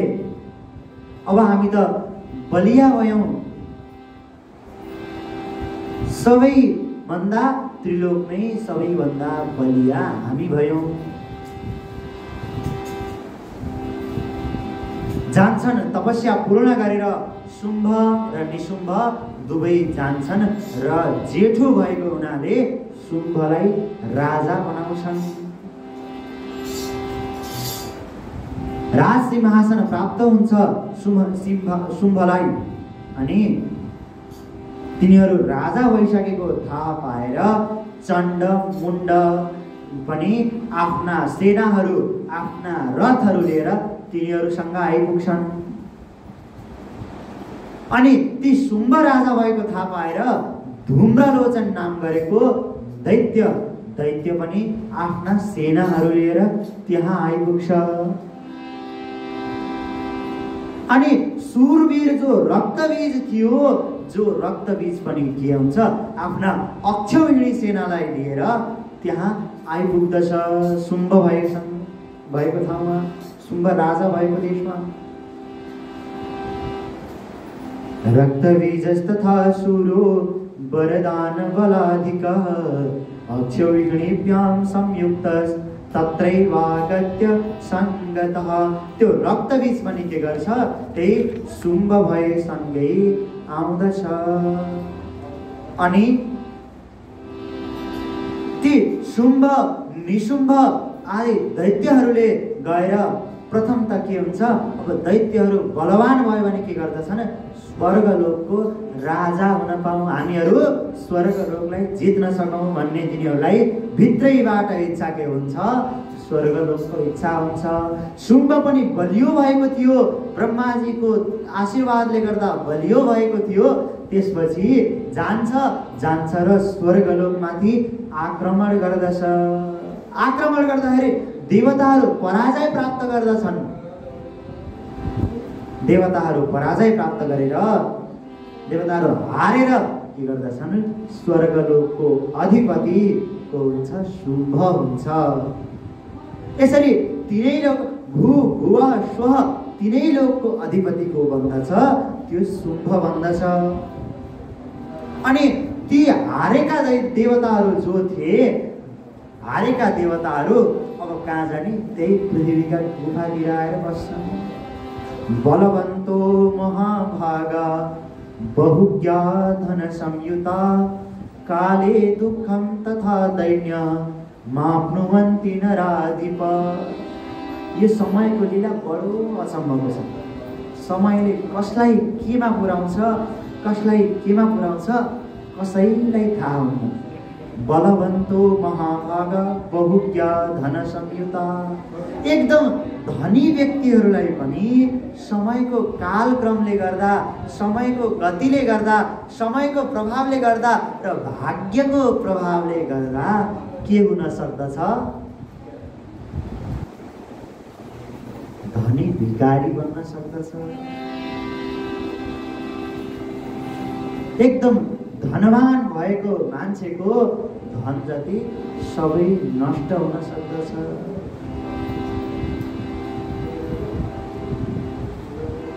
कहिले जल्ने हो आफ्नो घर, आफ्नो सम्पत्ति, कहिले जलेर कहिले आफू वन प्रस्थान गर्नुपर्ने कसैले थाहा छ।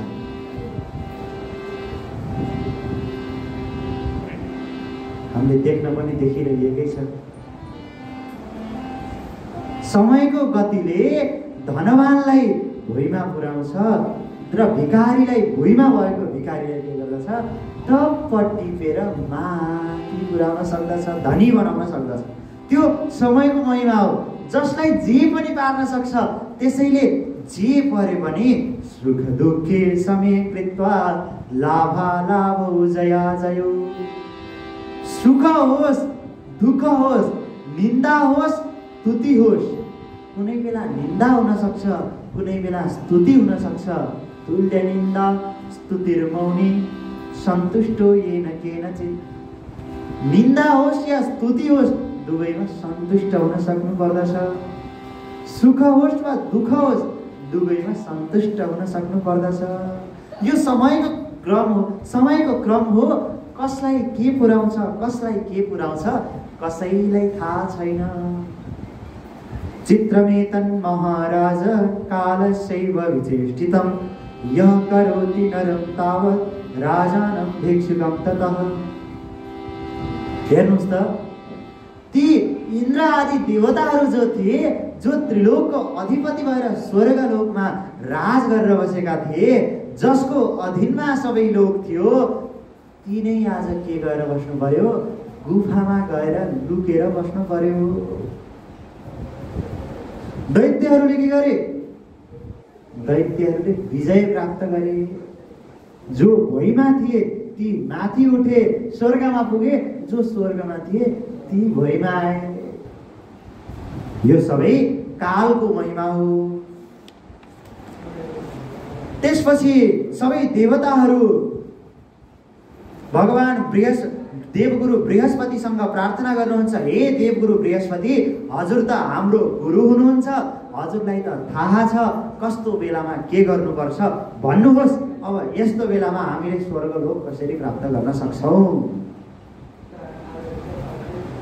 अब देवगुरु बृहस्पतिले पुनः पहिले जुन भएको थियो, जुन देवीले आशीर्वाद दिनुभएको थियो, तिमीहरूले जुन जति बेला दुःख पर्दछ त्यति बेला म आउँछु, म आएर के गर्दछु?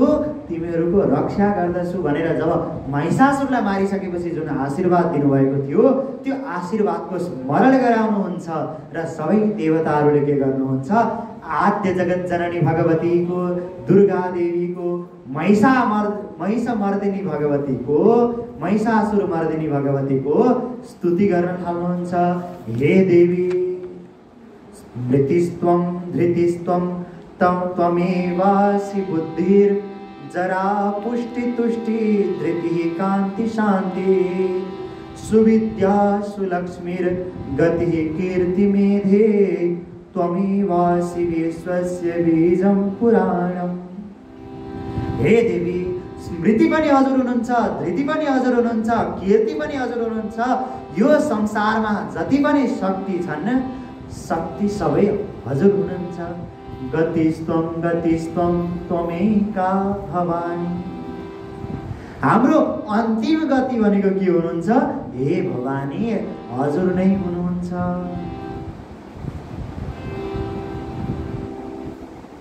यसरी देवताहरूले बारम्बार स्तुति गरेपछि ती मणिद्वीपवासिनी जो देवी हुनुहुन्थ्यो, ती देवी प्रसन्न भएर आउनुभयो। एवं स्तुता सुरैः सर्वैरम्बिका करुणान्विता प्रादुर्बभूव तरसा रूप यौवन संयुता। ती जुन मणिद्वीपवासिनी देवी हुनुहुन्थ्यो, रूप र यौवनले सम्पन्न देवी हुनुहुन्थ्यो, उहाँ के गर्नुभयो? आउनुभयो दिव्याम्बरधरा। राम्रा राम्रा कपडा लगाएकी, राता साडी लगाएकी, अनि अनेक गहनाहरूले सुशोभित भएकी त्यस्तै देवी आएर देवताहरूलाई आश्वासन दिनुहुन्छ, सान्त्वना दिनुहुन्छ। हे देवताहरू, मैले तिमीहरूको समस्यालाई बुझेकी छु। शुम्भ र निशुम्भले तिमीहरूलाई दुःख दिएका छन्, त्यो मैले बुझेकी छु। ल, म तिमीहरूलाई के गर्दछु?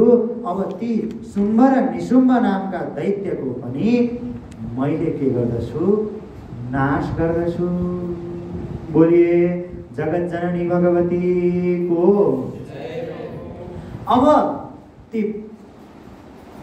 ती देवीबाट कौशिकी र काली गरेर दुई शक्ति उत्पन्न हुनुहुन्छ।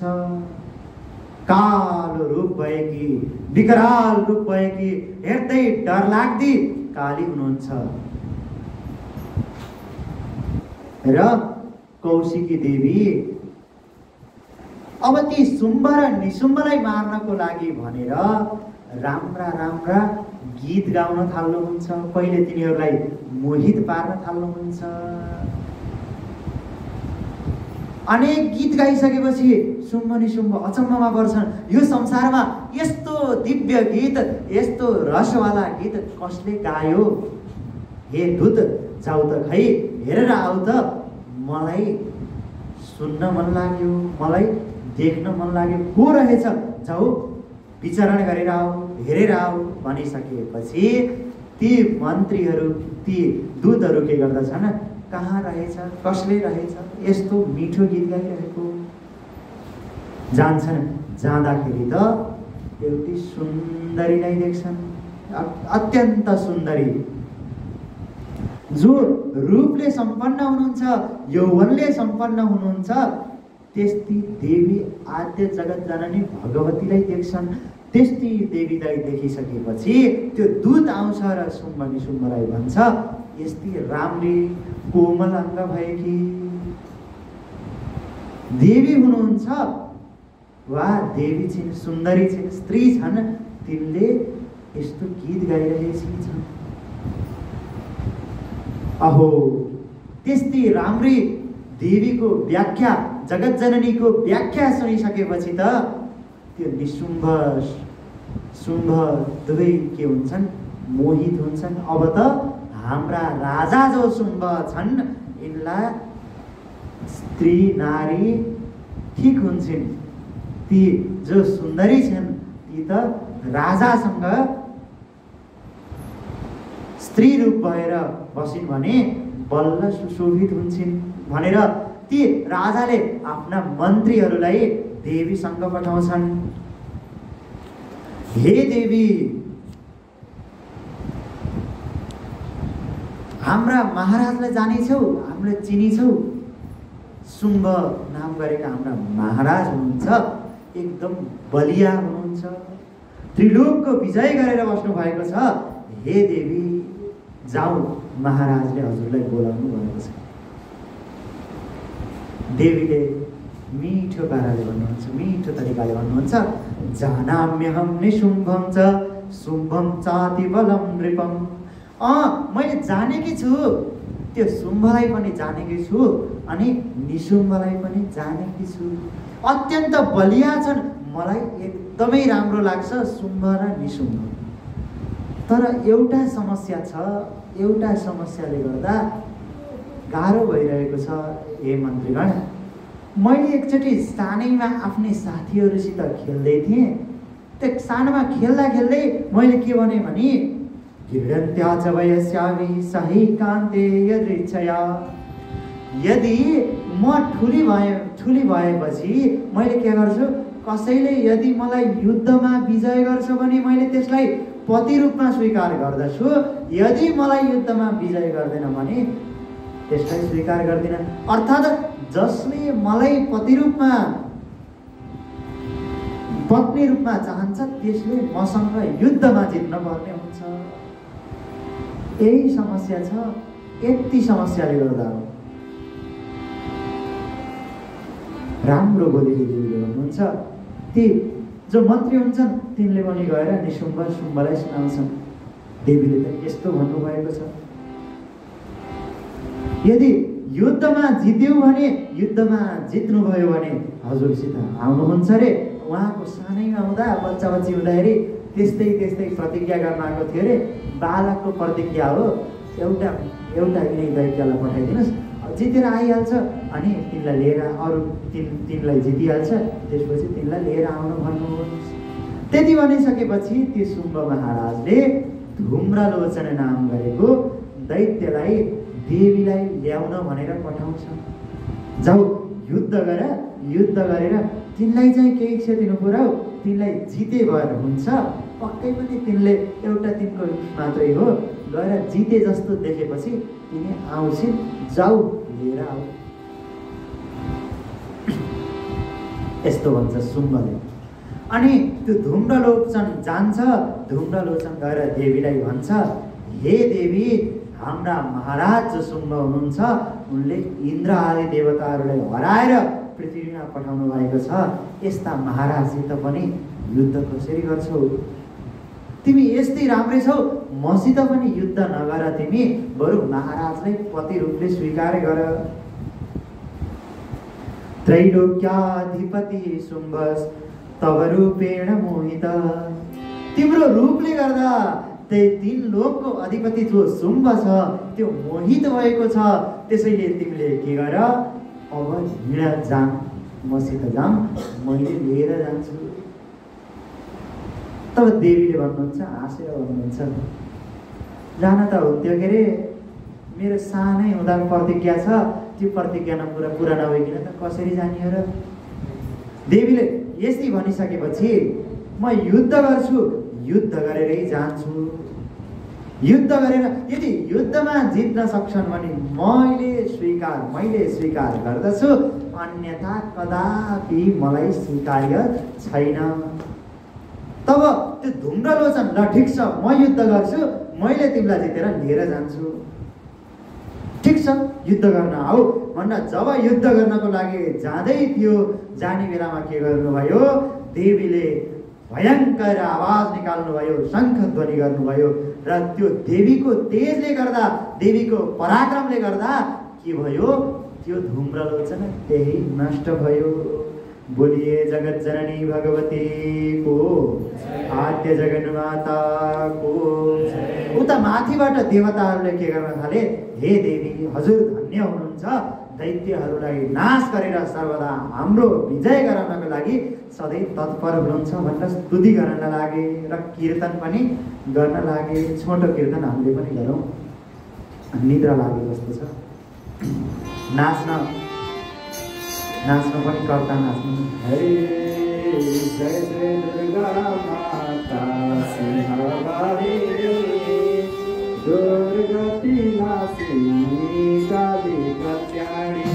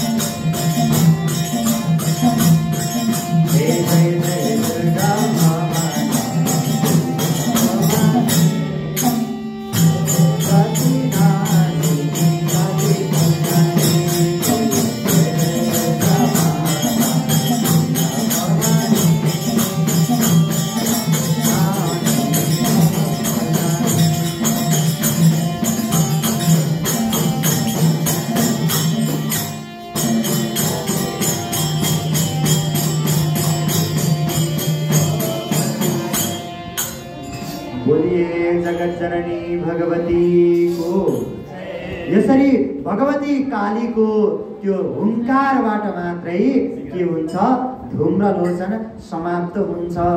तब जो सैनिकहरू थिए ती सैनिकहरू गएर महाराज शुम्भलाई भन्दछन्, हे शुम्भ, यसरी धूम्रलोचन त हुङ्कारबाट मात्रै युद्ध पनि गर्नु परेन, मात्र हुङ्कारले नै के भयो, त्यो समाप्त भयो। अब के गर्ने? तब त्यो असुरराज जो शुम्भ थियो, त्यो शुम्भले चण्ड मुण्ड नाम गरेका जो बलशाली दैत्यहरू हुन्छन् ती दैत्यहरूलाई के गर्छ, युद्धको लागि पठाउँदछ। गच्छतं चण्ड मुण्डौ तौ स्वसैन्य परिवारितौ हन्तुं तां बलां शीघ्रं निर्लज्जां मदगर्वितां। हे चण्ड, हे मुण्ड, तिमीहरू आफ्ना सैनिकलाई लिएर त्यो स्त्रीलाई वध गर्नको लागि जाऊ, वा त्योसित युद्ध जित्नको लागि जाऊ। नारीसित डराएर हुन्छ, तिमीहरू जाऊ भनेर शुम्भले के गर्यो, ती चण्ड र मुण्डलाई पनि पठायो। तब चण्ड र मुण्ड गएर भगवती अम्बिकासित के गर्दछन्, प्रार्थना गर्दछन्। प्रार्थना अर्थात् संवाद गर्दछन्। हे सुन्दरी, तिमी त यति सुन्दरी छौ, यति सुन्दरी पनि किन युद्धको लागि आएकी छौ? बरु त्रिलोकाधिपति महाराज शुम्भसित शुम्भलाई पतिरूपले स्वीकार गर, तिम्रो त्यसमा कल्याण हुनेछ। त्यसपछि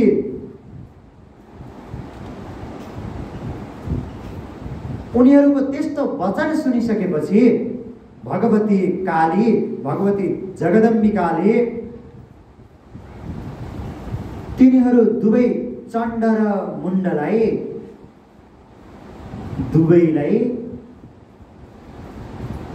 बाँधेर राख्नुहुन्छ। पहिले पासमा बाँध्नुहुन्छ र कालिका देवीले पासमा बाँधेर भगवतीलाई ल्याएर, हेर्नुहोस् देवी, मैले यी बाणको पासमा कसलाई बाँधेकी छु, यी चण्ड र मुण्ड दैत्यलाई बाँधेकी छु भनेर भगवतीलाई देखाएर ती दुवै दैत्यको शिर भेदन गरेर के गर्नुहुन्छ, भगवती कालीले रगतपान गर्नुहुन्छ।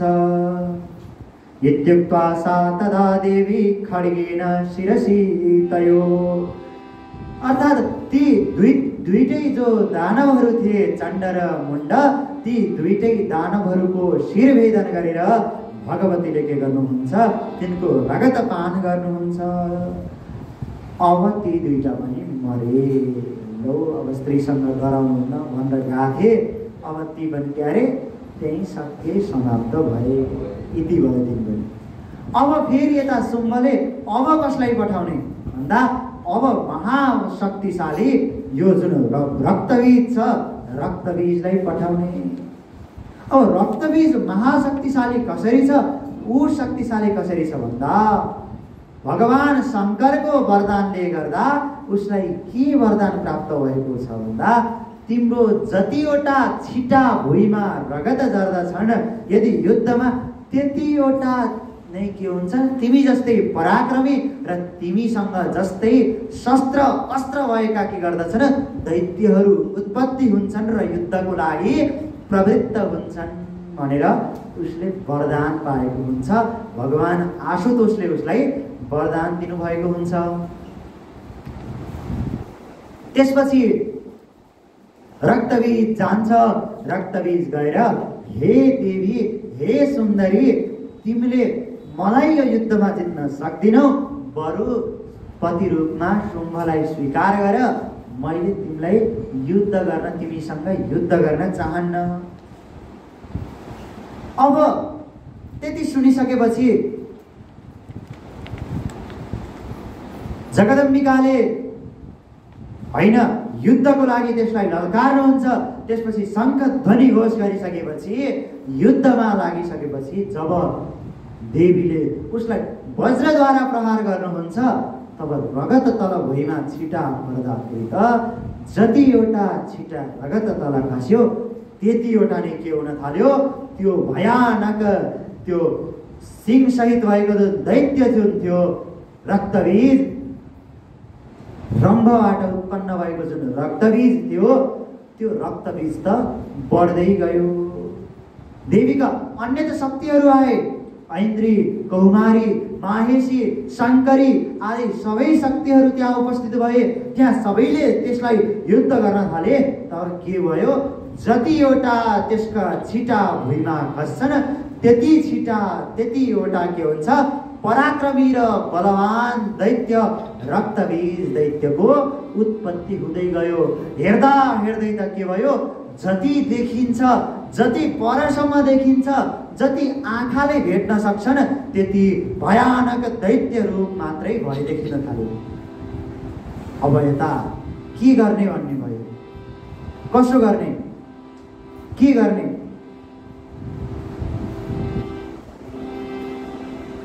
त्यसपछि देवीले विचार गर्नुभयो, यसरी मैले यसलाई वज्र हान्ने र यसको रगत भुइँमा खस्ने भने त यो त झन असङ्ख्य हुँदैछ। अब चिन्ता लाग्यो देवताहरूलाई पनि, कतै देवी एउटी हुनुहुन्छ, कतै गाह्रो त पर्ने होइन।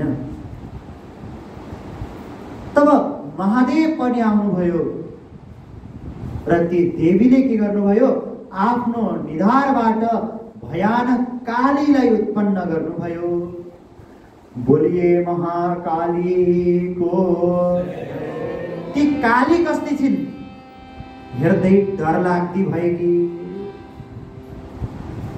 भयानक रूप भएकी, लामो जिब्रो भएकी, भयानक भयानक दाँत भएकी, अनि अनुहार पनि त्यस्तै भयानक भएकी, तल बाघको छाला लगाएकी,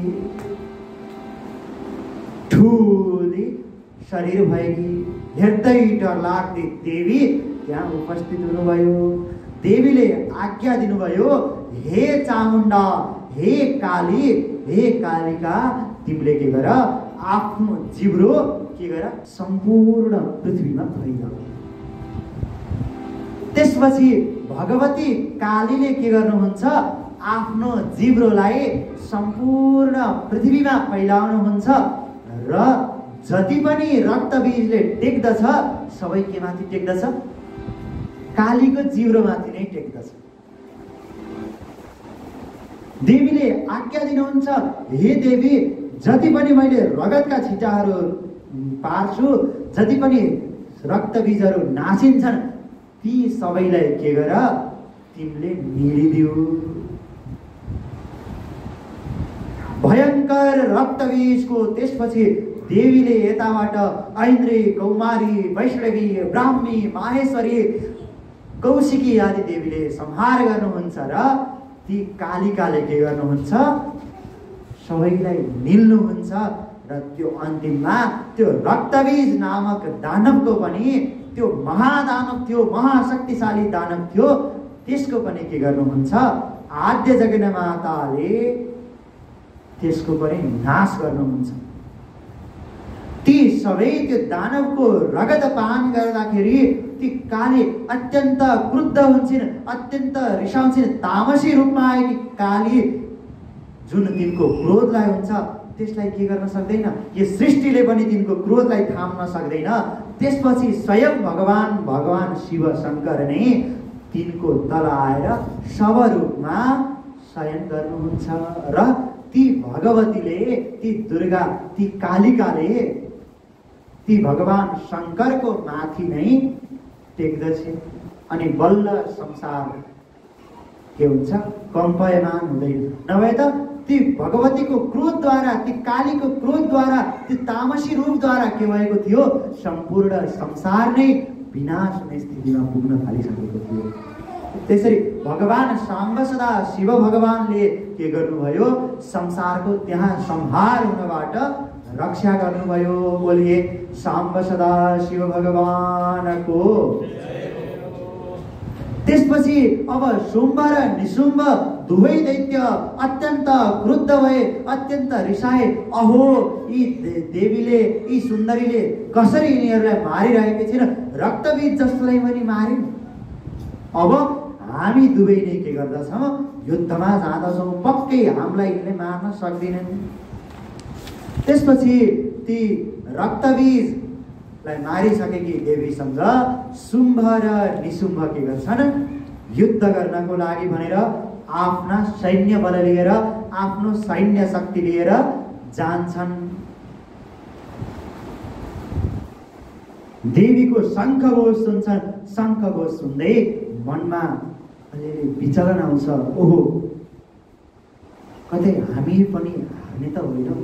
हामीले वर मागेका थियौँ कि पुरुषबाट हाम्रो वध नहोस्, मात्र स्त्रीबाट हाम्रो वध होस्। त्यसैले त कतै यी देवी हामीलाई मार्नको लागि त होइन आएको। अब जे हुन्छ भाग्यको वशमा छ। हामी युद्धबाट पछि हट्न हुँदैन। कालले जे देखाउला, जे होगा देखा जाएगा हुन्छ। त्यस्तै जे हुन्छ हामीले त्यसलाई सहन गर्दछौँ। र ठिक छ, हामी युद्ध गर्न जान्छौँ भनेर निशुम्भ आफ्नो पहिले निशुम्भ जान्छ, आफ्नो सैन्य बल लिएर जान्छ। उता देवी पनि आफ्नो सिंह, कालिका आदि देवीहरूको सैन्य बलद्वारा हुनुहुन्थ्यो। अनि नखैर्दन्त प्रहारेस्तु दानवान् पुरतः स्थितान् सखाद च विशीर्णाङ्गान् गजानिव मदोत्कटान्। त्यो भगवतीको सिंहले नै के गर्यो? अरू अगाडि आएका, युद्धका लागि आएका दानवहरूलाई आफ्ना ती विशाल नङ्ग्राहरूले, जसरी जङ्गलको सिंहले हात्तीहरूलाई नङ्ग्राले वध गर्दछ, अन्य जनावरहरूलाई नङ्ग्राले वध गर्दछ, त्यसरी नै के गर्यो? ती दानवहरूलाई पनि त्यो सिंहले के गर्यो? वध गर्यो। त्यसरी निशुम्भ र देवीको घनघोर युद्ध भयो। घोर युद्ध भइसकेपछि देवीको अस्त्र लागेर त्यो निशुम्भ दैत्यको पनि त्यही मूर्छित भयो। पहिले आफ्नो भाइलाई मूर्छित भएको देखेर शुम्भ पनि के गर्यो? अत्यन्त क्रुद्ध भयो, अत्यन्त रिसायो। अनि युद्धको लागि भनेर आफ्ना सेना सैन्य बललाई अगाडि लगाएर गयो। तब त्यो शुम्भलाई पनि, शुम्भका अरू दानवहरूलाई, अरू सामान्य दानवहरूलाई के गर्यो? ती सिंहले नै के गर्यो? आफ्नो पराक्रमद्वारा, आफ्नो नङ्ग्राद्वारा ती दानवहरूको वध गर्यो। अनि देवीले के गर्नुभयो? त्यो शुम्भको र निशुम्भको ती दुवैको के गर्नुभयो? वध गर्नुभयो। यसरी शुम्भ र निशुम्भको पनि वध गरेर देवताहरूलाई स्वर्गको जुन राज्य थियो, जुन शुम्भले खोसेको थियो देवताहरूबाट, त्यो राज्य देवताहरूलाई प्राप्त भयो। त्यसपछि देवताहरूले पुनः देवीको स्तुति गर्न लागे, भगवतीको स्तुति गर्न लागे। हे देवी, हजुर सबैकी कारण स्वरूप हुनुहुन्छ, आद्य जगन माता हुनुहुन्छ।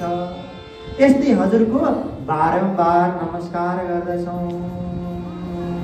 ऐ सुमनः सुमनः सुमनः सुमनः सुमनोरम कान्तियुते श्रित रजनी रजनी रजनी रजनी रजनी करवक्त्रवृते सुनयन विभ्रम विभ्रम रभ्रम रभ्रम रभ्रम राभिधृते जय जय हे महिषासुरमर्दिनि रम्यक परदिनि शैलसुते।